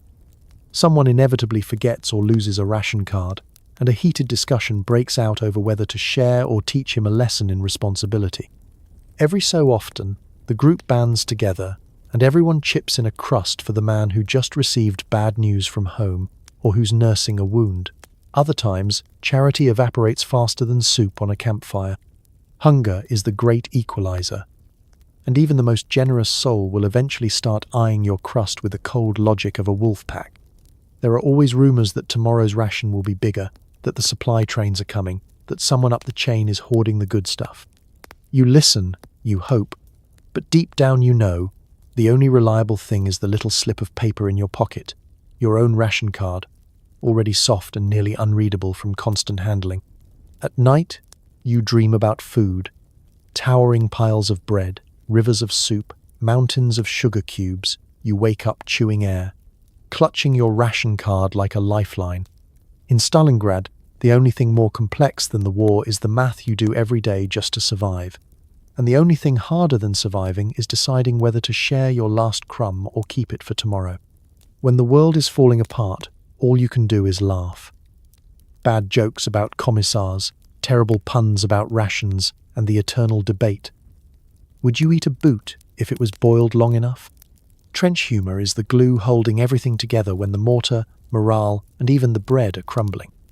No matter how bleak the scene, there's always someone ready with a quip, a groan-worthy pun, or a story so ridiculous you're not sure if it's a joke or just the latest attempt at coping. It turns out that in Stalingrad, comedy is a survival tool, right up there with your greatcoat and your best hiding spot. Most of the time, it starts with complaints. Someone's boots are so stiff he swears he's actually wearing 2 frozen logs. Someone else claims his socks walked off in the night because they finally gave up. Laughter ripples through the group, shaky and exhausted, but genuine. It's a way to remind yourself that misery shared is misery. Well, still pretty miserable, but at least it has a punchline. The jokes are almost always about the situation at hand. Commissars become the butt of endless wisecracks, usually just quiet enough to avoid a midnight trip to the re-education tent. Someone pretends to do a Commissar impression, chest puffed out, declaring, "Comrades, we will have warm soup and clean socks by New Year's." Everyone snickers because it's July. Rations, too, are endlessly funny, if only because the alternative is crying. There are running gags about the mystery meat in the soup. I think it just winked at me. And bets placed on whether tomorrow's bread will be thicker than a playing card. When the soup is extra watery, someone asks if it's possible to drown in it. The answer, only if you're very, very optimistic. The most heated debates revolve around the ultimate question: can you really eat a boot? If you boil it long enough, does it become stew? Which boot tastes better, left or right? Some men claim to have known a guy in the last unit who tried it, and, depending on who's telling the story, either lived to regret it or died with the cleanest digestive system in Stalingrad. Gallows humour sneaks into every conversation. When a shell lands nearby, someone jokes, "That was my alarm clock." When a rat scurries across the barracks, it gets introduced as the new Commissar. Lice bites become badges of honour, and frostbite is treated with all the seriousness of a stubbed toe. There's even a running tally of heroic moments. Today, Comrade Petrov managed to lose both gloves and his dignity in under 5 minutes. Occasionally, a creative soul writes parody songs, familiar melodies with lyrics about ration lines, icy foxholes, and the endless quest for a dry match. The group chimes in, off-key but enthusiastic, because a song in the darkness is almost as good as a fire. Almost. It's not all lightness, though. Sometimes the laughter has an edge, sharp, desperate, the kind that comes from being pushed right to the brink, but it still matters. It keeps you human, reminds you that even when everything else is out of your control, you can still choose to see the absurdity in it all. And at the end of the day, as you curl up in your scratchy greatcoat, hungry but still breathing, the last thing you hear is another joke. Why did the potato cross the road? To escape the soup, comrade. You groan. It's terrible. But you're smiling anyway. In Stalingrad, laughter isn't just medicine, it's rebellion. It's proof that you're still alive, still stubborn, and, at least for another night, still able to laugh in the face of it all. If you thought city noise was bad, try living under a symphony of explosions, distant accordion music, and the endless, echoing whine of mortars. It's like living in a heavy metal concert, minus the fun. Forget traffic, construction, or that neighbor with the overly ambitious dog. In Stalingrad, your alarm clock is an artillery barrage. Your lullaby is machine gun fire, and the gentle background hum is the wind howling through 100 broken windows. Sleep, such as it is, becomes a test of your ability to tune out incoming shells with the casual indifference of someone ignoring a phone call from an unknown number.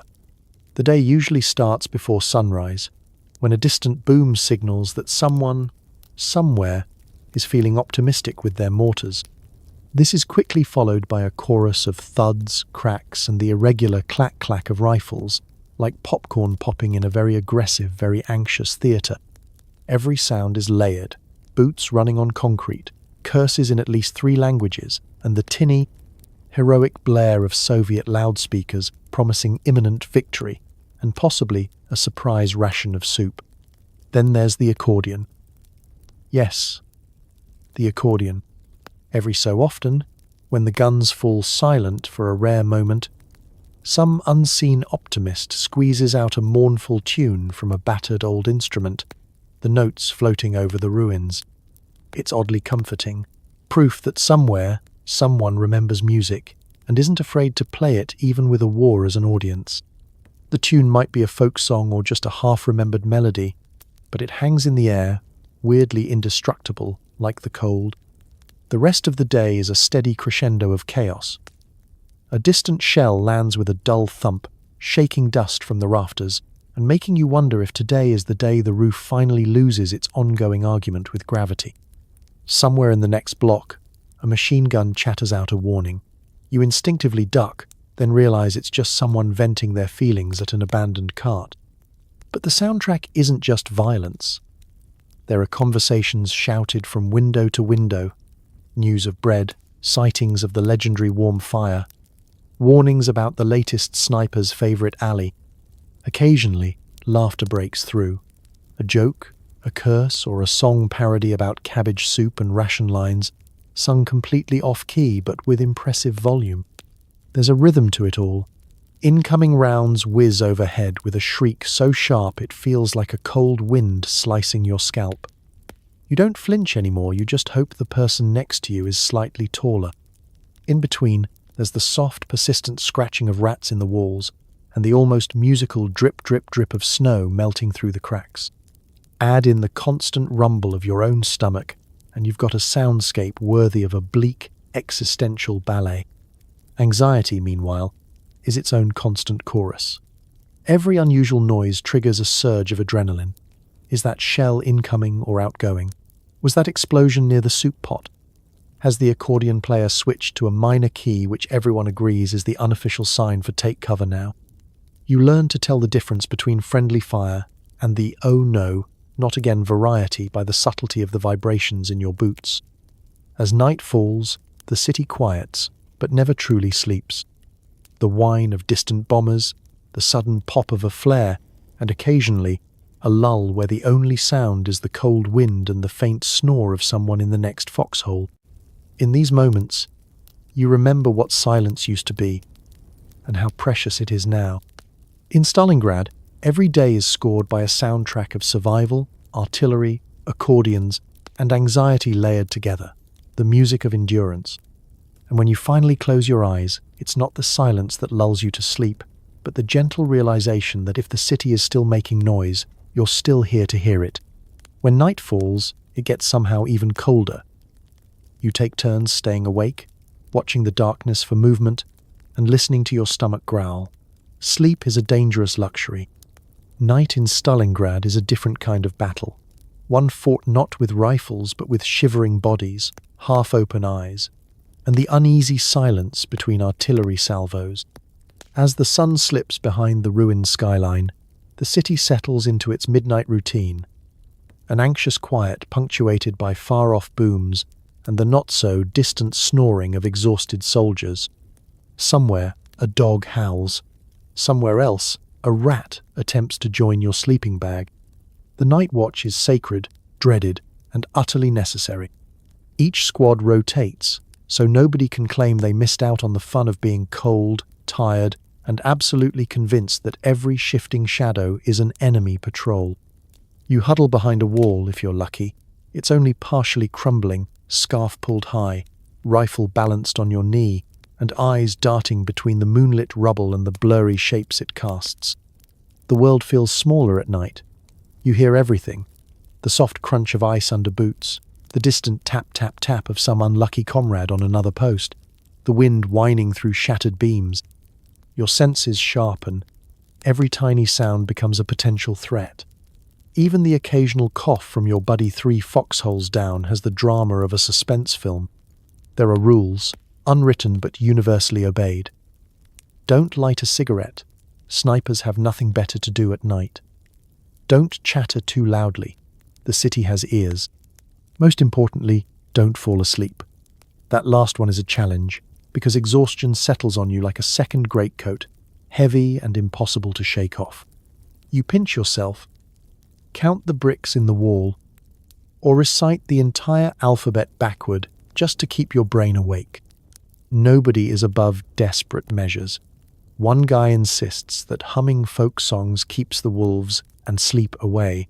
Another has taken to eating raw onion for a jolt of alertness. The rest of the squad quietly hopes he'll run out of onions soon. Your mind wanders. You think about home, about warm beds and softer pillows and the feeling of waking up without a layer of frost on your eyelashes. You wonder if anyone is thinking of you at this exact moment. Maybe Aunt Ludmilla, with her hoarded potatoes, or the family goat you've heard so much about in letters. The ache of nostalgia mingles with the very real ache of your empty stomach, a duet of longing and low-level starvation. As hours pass, you swap shifts. You wake your relief with a gentle nudge and a whispered reminder to stay low and stay alert. There's a camaraderie in the darkness, a silent understanding that everyone's in this together, equally terrified and equally determined not to be the one caught napping by the enemy. Your replacement mumbles thanks, settles into the spot you just warmed, and immediately starts the ritual of scanning the horizon for things that go bump or boom in the night. When your turn is over, you try to sleep. It's not easy. Every sound feels amplified. The growling of your stomach, the crunch of snow under a passing rat, the distant crack of rifle fire. You drift in and out of dreams, never quite fully resting, always half listening for the call. Stand to. Enemy approaching. Or, almost as alarming, soups up. The war doesn't sleep, and neither, it seems, do you. Yet, somehow, dawn arrives. The darkness fades to grey, and the sounds of Stalingrad shift again. More boots, more voices, another day. You survived another night on watch. And as you shake the frost from your eyelashes and rub feeling back into your fingers, you realize the greatest victory is simply making it to morning. In Stalingrad, sleep is fleeting, but resilience endures, one cold, sleepless night at a time. Got a cough? Here's some vodka. Lost a toe? More vodka. Someone tries to reset your broken finger with a stick and hope. You start to believe that, yes, vodka might actually cure anything. Welcome to the field hospital. a place where the line between medical care and folk magic is blurry at best. The hospital might be an abandoned factory, a basement with a single flickering lantern, or, on a really lucky day, an actual tent with at least 3 walls. Sanitation is a dream, heating is a rumour, and the only sure thing is the universal prescription, another shot of vodka. It all starts with the basics. You line up, hacking and wheezing, limbs wrapped in whatever bandages are still mostly white. There's a nurse, a doctor, and an assistant whose main qualification is looks good in a scarf. The air smells like disinfectant, soup, and desperation.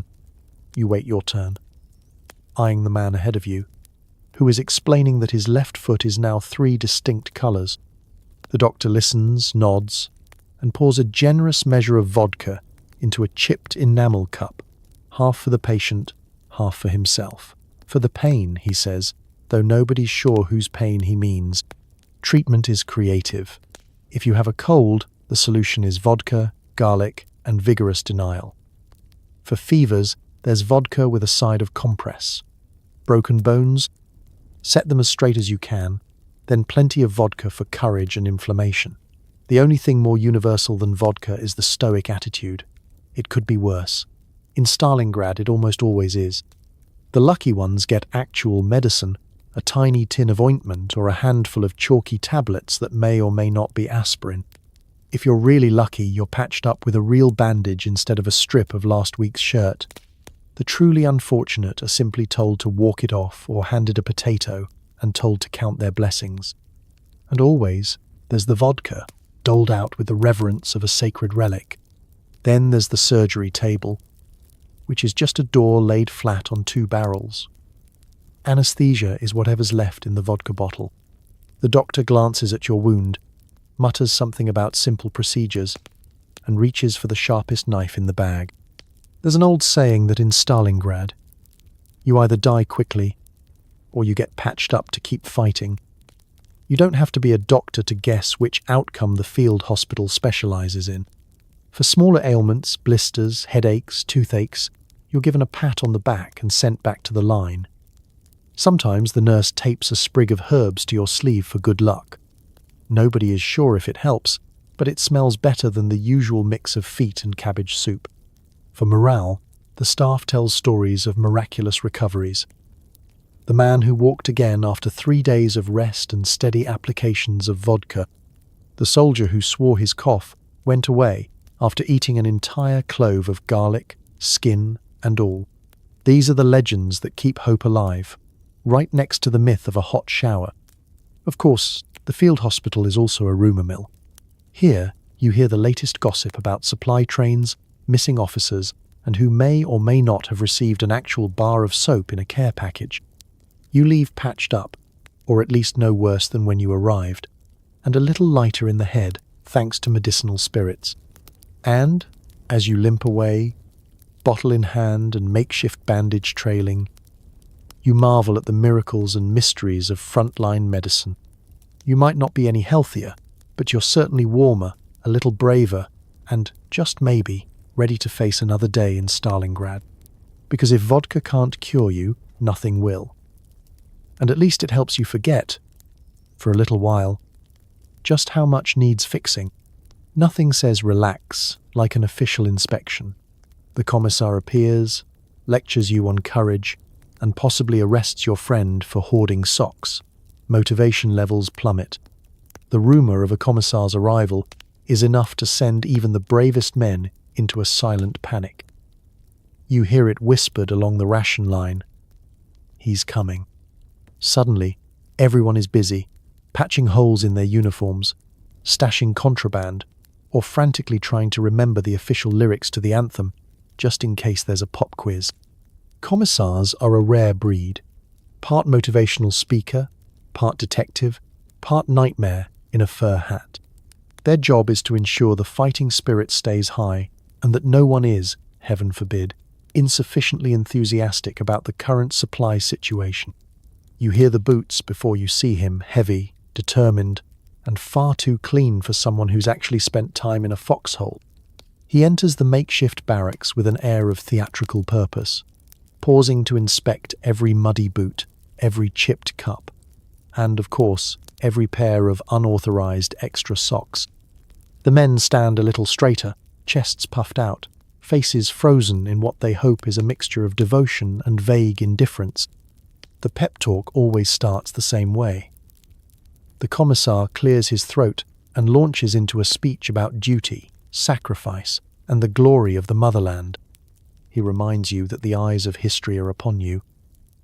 Though right now, you're mostly worried about the eyes of the Commissar as he peers into your personal effects. He quotes slogans about courage, resilience, and victory. If it's your unlucky day, he'll even recite a poem about the heroic Soviet worker, his calloused hands, and the infinite power of unity. Somewhere in the back, someone tries not to sneeze. As he paces the row, the Commissar's eyes scan for trouble. An extra ration card, a contraband bar of chocolate, a hidden German helmet borrowed for use as a soup pot. Anything unusual, and he's ready to pounce.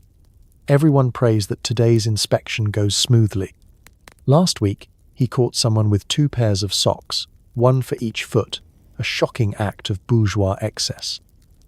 The man was reassigned to shovel duty, a fate so grim even the rats sent a condolence card. Motivation is a challenge. The Commissar's visit has a way of draining what little enthusiasm you've managed to scrape together. After all, it's hard to feel heroic when you're standing in line for a 5-minute pep talk and a 2-hour shakedown. Some soldiers try to look inspired, nodding at every phrase. Others focus on not fainting from hunger or cold. A lucky few manage to stifle their eye rolls. You learn quickly that agreeing loudly is safer than disagreeing quietly. After the speech comes the morale check. The Commissar asks questions. Are you ready to fight? Are you grateful for your rations? Do you love the motherland? The correct answer is always, yes, Comrade Commissar. Delivered with just enough gusto to be believable, but not so much as to seem sarcastic. If someone hesitates, everyone holds their breath. Occasionally there's a surprise quiz on Soviet history, or a demand to recite the latest patriotic slogan. There's a silent, collective fear that one day the Commissar will ask something truly difficult, like, what's your favorite kind of soup? The inspection ends as abruptly as it began. The Commissar straightens his cap, gives one last piercing look, and disappears in a swirl of rhetoric and shoe polish. The men exhale. Someone makes a joke about motivational speaking with handcuffs. Another checks his socks, just to be sure.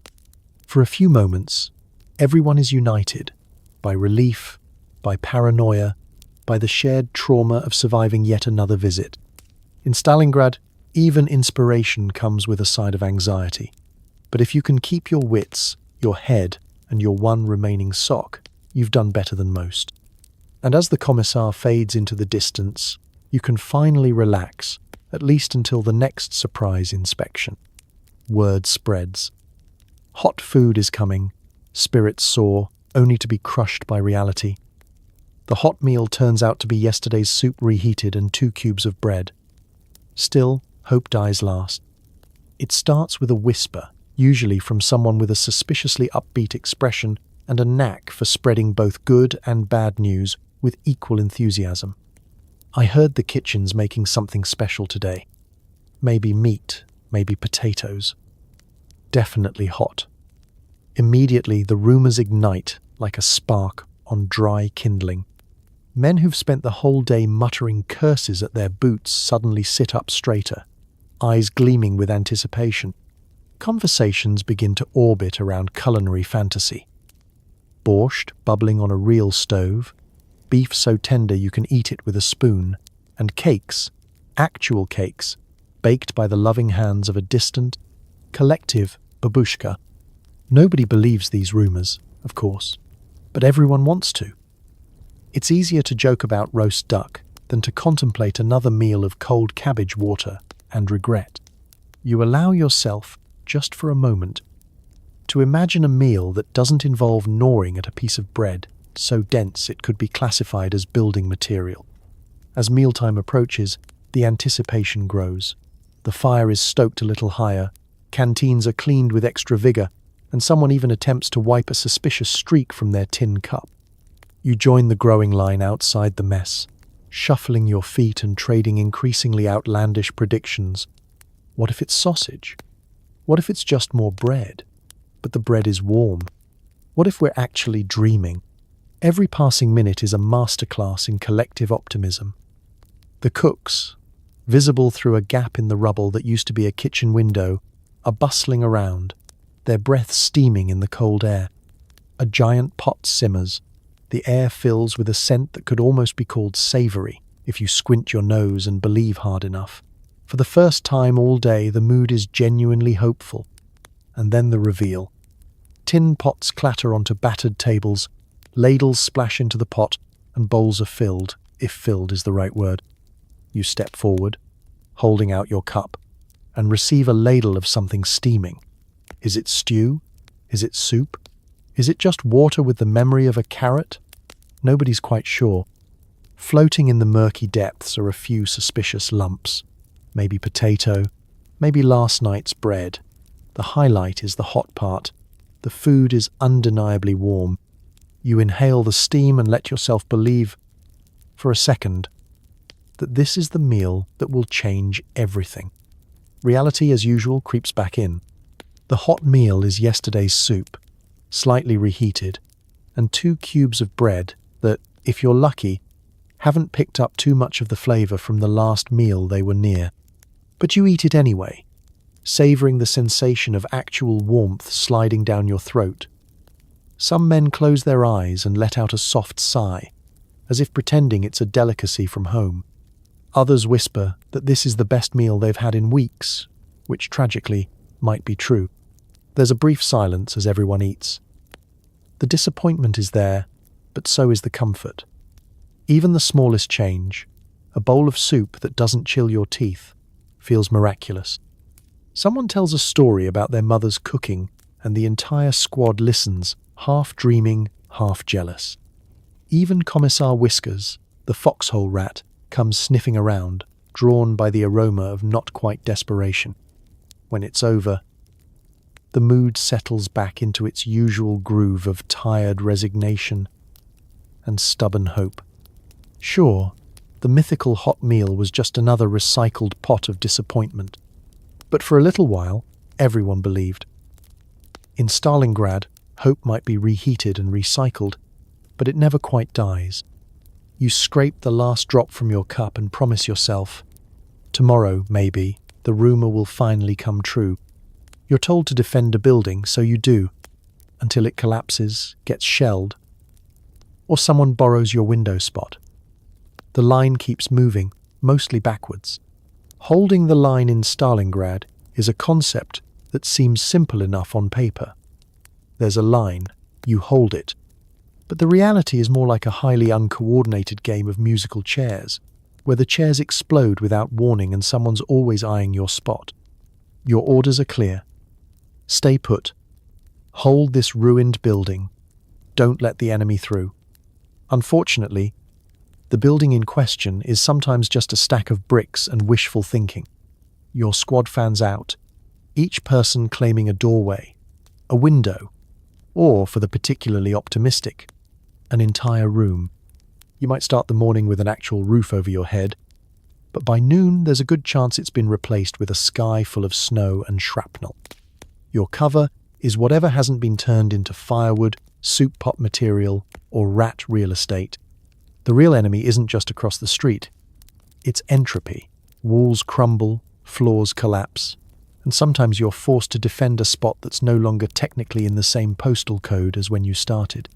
When a shell lands nearby, everyone has a brief, heartfelt conversation with their boots. Please, not today, before scattering like very poorly trained pigeons. Moments later, the order comes again. Hold the line. You stagger back, find a new patch of wall, and resume your best impression of an immovable object. Just don't blink, or you'll discover someone has quietly stolen your favourite brick for their own foxhole. Of course, there's the perpetual shuffle of personnel. A comrade is reassigned to another unit. Another one vanishes on a supply run.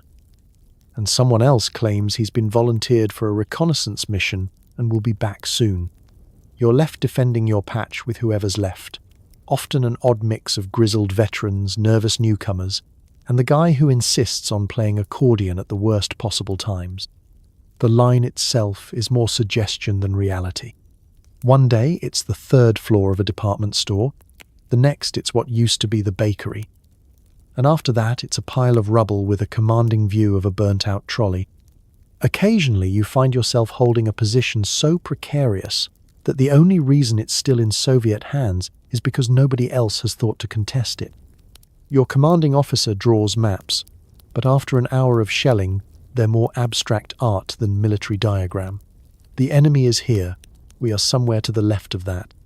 You improvise defenses with whatever's at hand: furniture, sandbags, chunks of masonry, the occasional door propped up at a jaunty angle. You know it's bad when the rats seem more confident than you do. Still, you trade jokes about who's got the best penthouse suite and which building is most likely to collapse during tonight's bombardment. There's an unspoken competition for the best spots, the warmest corner, the thickest wall, or, luxury of luxuries, a window that hasn't been shot out yet. But just as you get comfortable, an officer strolls in and reassigns your cozy nook to a fresh-faced replacement. You relocate to the hallway, and so the cycle continues. Eventually, you realize that holding the line isn't really about geography. It's about stubbornness, the willingness to shuffle forward, backward, or sideways over and over again, even as the line itself blurs. In Stalingrad, nobody sits still for long. Not by choice, anyway. And if you manage to keep moving, keep holding, and keep laughing at the absurdity, then you've done your part. After all, in this city, survival is just another kind of forward motion, even when it mostly means moving backward. At the end of a very long day, you close your eyes and dream of home. Warm beds, real food, and shoes that fit. Then you wake up, realize it's still Stalingrad, and it's time to do it all again. The power of imagination is one of the few resources that isn't rationed here. It's the end of another endless day. You curl up in your greatcoat, boots still on, one arm serving as a pillow, and the other as a defensive shield against the more ambitious rats. Your stomach is empty, but your mind, thankfully, is still full. That's when you let yourself drift, just for a moment, into the fantasy of escape. Home takes on mythical proportions. Maybe it's a dacha on the Volga, a cramped Moscow apartment, or just a single mattress in a city you barely remember. In your dreams, the bed is always soft. The sheets are impossibly clean. The pillow doesn't double as ammunition storage. There's a stove somewhere, glowing with heat, and soup on the boil that actually smells like soup. You can almost feel the gentle weight of a blanket that hasn't been previously owned by half your regiment. In this dream, food is everywhere. Fresh bread, so soft it leaves a cloud of crumbs, fills the kitchen table. Potatoes pile up in baskets, untouched by frostbite. Meat is no longer a mystery, but a certainty. Even the family cat is chubby. Someone sets out a whole pie just for you, and nobody expects you to share it with a battalion. For dessert? Something with actual sugar. Remember sugar? In your dream you do. Shoes, too, make a grand appearance.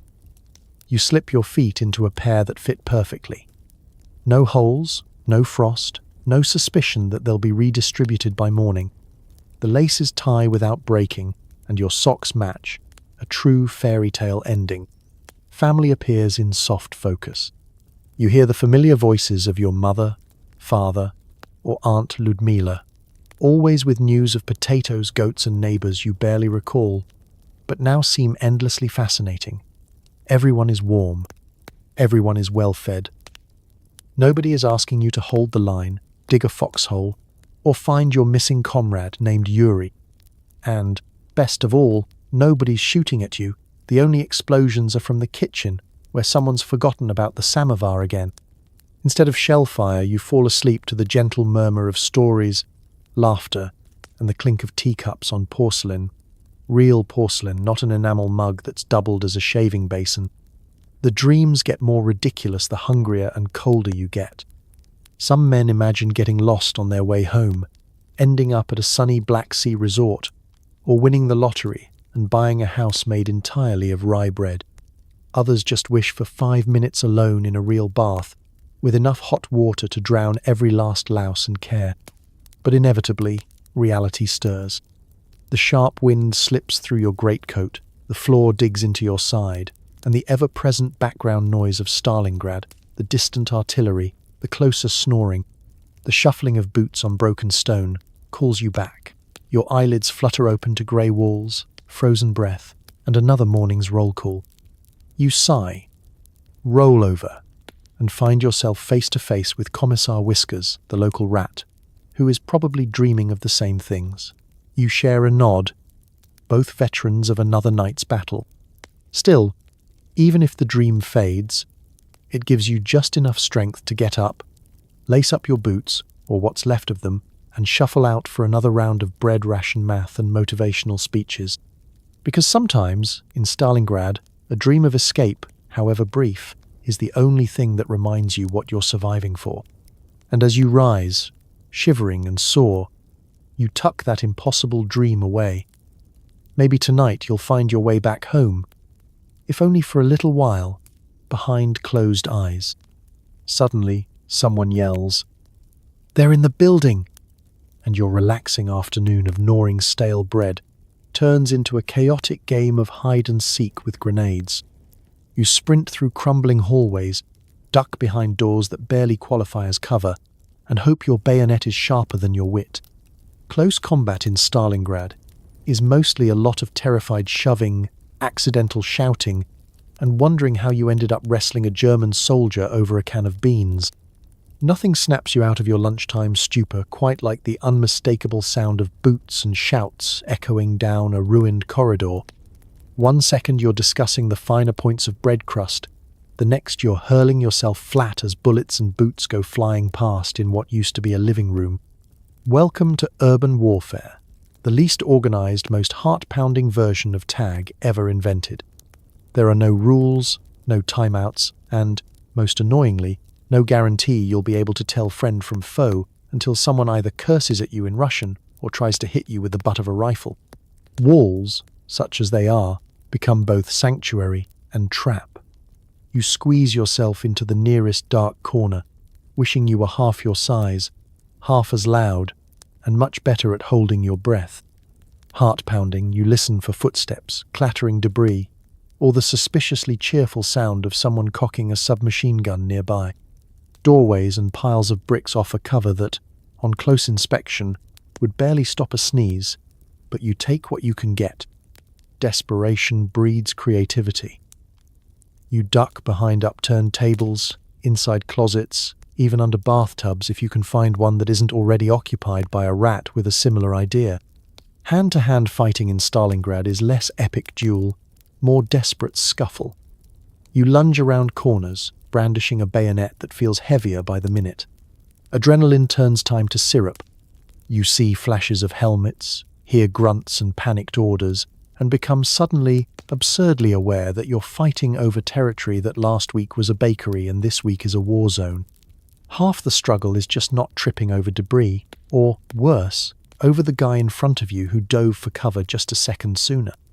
Weapons are whatever you can grab: rifles, pistols, bricks, or sometimes your own elbows. You crash into the enemy at arm's length, both sides equally surprised and equally unwilling to let go of their precious can of beans. There's a lot of pushing, shouting, and accidental face-smacking, interrupted by the deafening bang of a grenade lobbed with all the precision of a snowball fight. Sometimes it's over in seconds, a shouted surrender, a mad scramble, a retreat to the next floor up. Sometimes it drags on, a chaotic dance from room to ruined room, each side convinced they're only minutes from total victory, or at least from finding a window to jump out of. The chaos is total. Communications break down. One moment, you're fighting shoulder to shoulder with your squad. The next, you're alone, wishing you'd paid more attention in close quarters combat class, if there ever was one. You become an expert at hiding in plain sight, blending in with rubble, lying still under a blanket, pretending to be a pile of uniforms. You hear stories later about men who spent hours crouched in a pantry, only to discover at dawn they'd been hiding with the enemy the whole time, both too tired and too terrified to move. Eventually, it ends. One side retreats, the other advances, and everyone is left shaking, sweating, and blinking in the dusty half-light. You regroup, count noses, and reclaim your territory, even if it's just a half-collapsed hallway and a chair with 3 legs. You look at your comrades, who are breathing just as hard as you are, and share a shaky laugh. Another round of Stalingrad's deadliest hide-and-seek, survived by sheer luck, scrappiness, and maybe the world's sharpest bayonet. And as you sit back down to finish your bread, you wonder, is this what they meant by front-line service? Because if so, you'd really prefer a posting somewhere with less excitement and a little more bean soup. It's time to write home. You sit in a ruined basement with a broken pencil, trying to sound brave for your mother. Everything is fine, you scribble, while explosions shake the ceiling.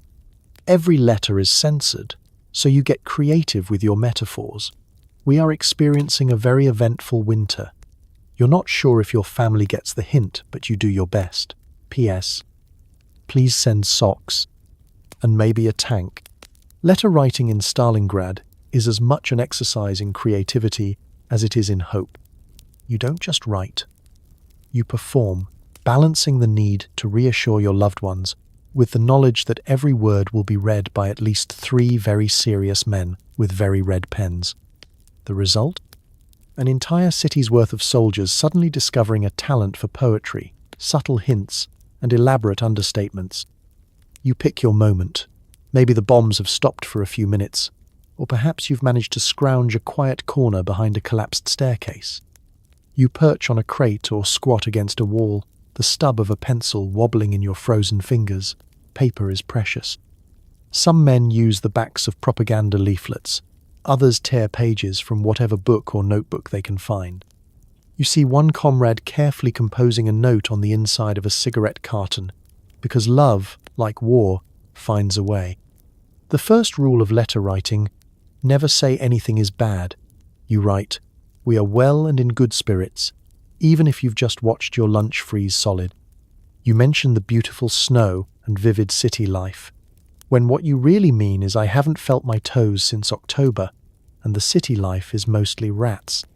To say otherwise risks the letter being confiscated, or worse, bringing worry to the people you care about most. You learn to master the art of suggestion. Supplies are variable translates to, "I haven't seen a potato since New Year." "We are keeping very busy" means the building collapsed again. If you're feeling poetic, you toss in a line like, "Our hearts remain warm even as the weather is not," hoping your mother understands that you are currently doubling your scarf as both insulation and emotional support. Of course, there's the urge, to be honest. You want to tell the truth, that you're cold, hungry, and exhausted. But the rules are clear. And besides, there's something comforting about pretending everything is all right. It keeps your family hopeful, and it keeps you from spiraling into the kind of honesty that gets you a stern visit from the Commissar. Censorship is always lurking. You finish a letter and hand it over to the company clerk, who reads it, sighs, and passes it up the chain. Somewhere along the line, a censor will read every word, black out anything that sounds even a little bit defeatist, and stamp the envelope with a red seal. You might get the letter back, with large sections missing, or a polite reminder to avoid negative themes. The joke is that you spend more time writing around the truth than actually writing it. But there's still room for personality. Some soldiers slip in jokes or lines of poetry, hiding meaning between the lines. Others include little drawings, snowmen in greatcoats, stick-figure tanks, or tiny cartoons of the company cook chasing rats with a ladle. Every letter includes the universal P.S. Please send socks, and maybe a tank, and if you can, a cake. You seal the envelope, hand it off, and hope it will find its way across the battle lines, past censors and chaos, all the way home. Maybe your family will read between the lines, maybe not. But just writing the words, however carefully chosen, feels like an act of defiance, a small, stubborn declaration that you're still here, still thinking of them, and still capable of hope, humor, and a little poetic exaggeration. In Stalingrad, letter writing is the art of survival with a pencil. Tell enough of the truth to feel real, enough fiction to stay safe, and always, always end with a request for socks. Not all company in Stalingrad is human. You share your bunker with a half-blind pigeon named Ivan, and the world's bravest stray dog. The dog is somehow cleaner than any soldier. Pets become mascots, good luck charms, therapists, and, if the Commissar isn't looking, partners in minor sausage theft. On the worst days, even a rat feels like a friend. War makes strange bedfellows, and in Stalingrad, the line between comrade and creature gets beautifully blurry. Soldiers huddle for warmth, but so do the local survivors of the animal kingdom, feathered, furry, and otherwise. With enough days in the trenches, a man will confide secrets to a pigeon, barter food with a dog, and cheer up when Commissar Whiskers the rat comes sniffing by. Animal allies are more than distractions. They're tiny, living lifelines in a world that's lost its mind. Take Ivan the pigeon, for example. No one remembers how he showed up. Maybe he wandered in from the ruined city square, or maybe he's a veteran himself, dodging explosions and snipers for scraps. Ivan perches on a rafter, his one good eye watching every bite you take. He's too dignified to beg, but his head tilts hopefully every time you open your ration tin. Someone jokes that Ivan is a spy for headquarters, reporting on who's slacking and who's got extra socks hidden away. It's hard to tell if it's a joke. He does seem to show up whenever there's news. Then there's the dog. Every squad seems to have one. Yours is a scruffy, golden-furred mutt with a chunk missing from one ear and an unshakable air of confidence. No one knows his real name. He answers to comrade, hero, or whatever food you happen to be holding. He's smart, patient, and impossibly clean for a resident of the world's dirtiest basement. On patrol, he trots along at your heel, ears perked for trouble. In battle, he disappears, then returns with a grin, a muddy tail wag, and, if you're lucky, an entire sausage mysteriously liberated from an unattended kitchen. Animals in Stalingrad aren't just for morale, they're practical too. The dog's warning bark might save you from an ambush, or let you know when it's time to duck and cover. Pigeons become unofficial messengers, sent fluttering between bunkers with tiny scraps of paper or, occasionally, desperate love notes that never quite reach their targets. Even the rats have a role. Where there are lots of rats, there are usually fewer enemy patrols. No one can explain it, but you accept it, grateful for any omen that favors survival. On long, frozen nights, animals are therapists. There's nothing quite like the comfort of a warm dog curled against your side, or the absurd delight of a pigeon gently preening your cap. You tell Ivan your troubles, and he listens with the patience of a priest. When the shelling starts, everyone huddles together, soldiers, dogs, pigeons, and yes, even Commissar Whiskers, whose courage in the face of falling debris is second only to his talent for stealing bread. There are rules, of course. The Commissar can never know that the dog gets first dibs on meat, or that Ivan has a private stash of breadcrumbs hidden behind the stove. When officers approach, the animals vanish with military precision, but when it's just the squad, you relax, share what little you have, and laugh as the dog inspects every ration packet for quality control. In a city where trust is hard to come by, animal allies are the exception. They don't judge, don't gossip, and never ask for political slogans, just a scrap of warmth, a bite of bread, and a scratch behind the ears. You realize after a while that you'd trade your last ration for another day with your four-legged and feathered friends.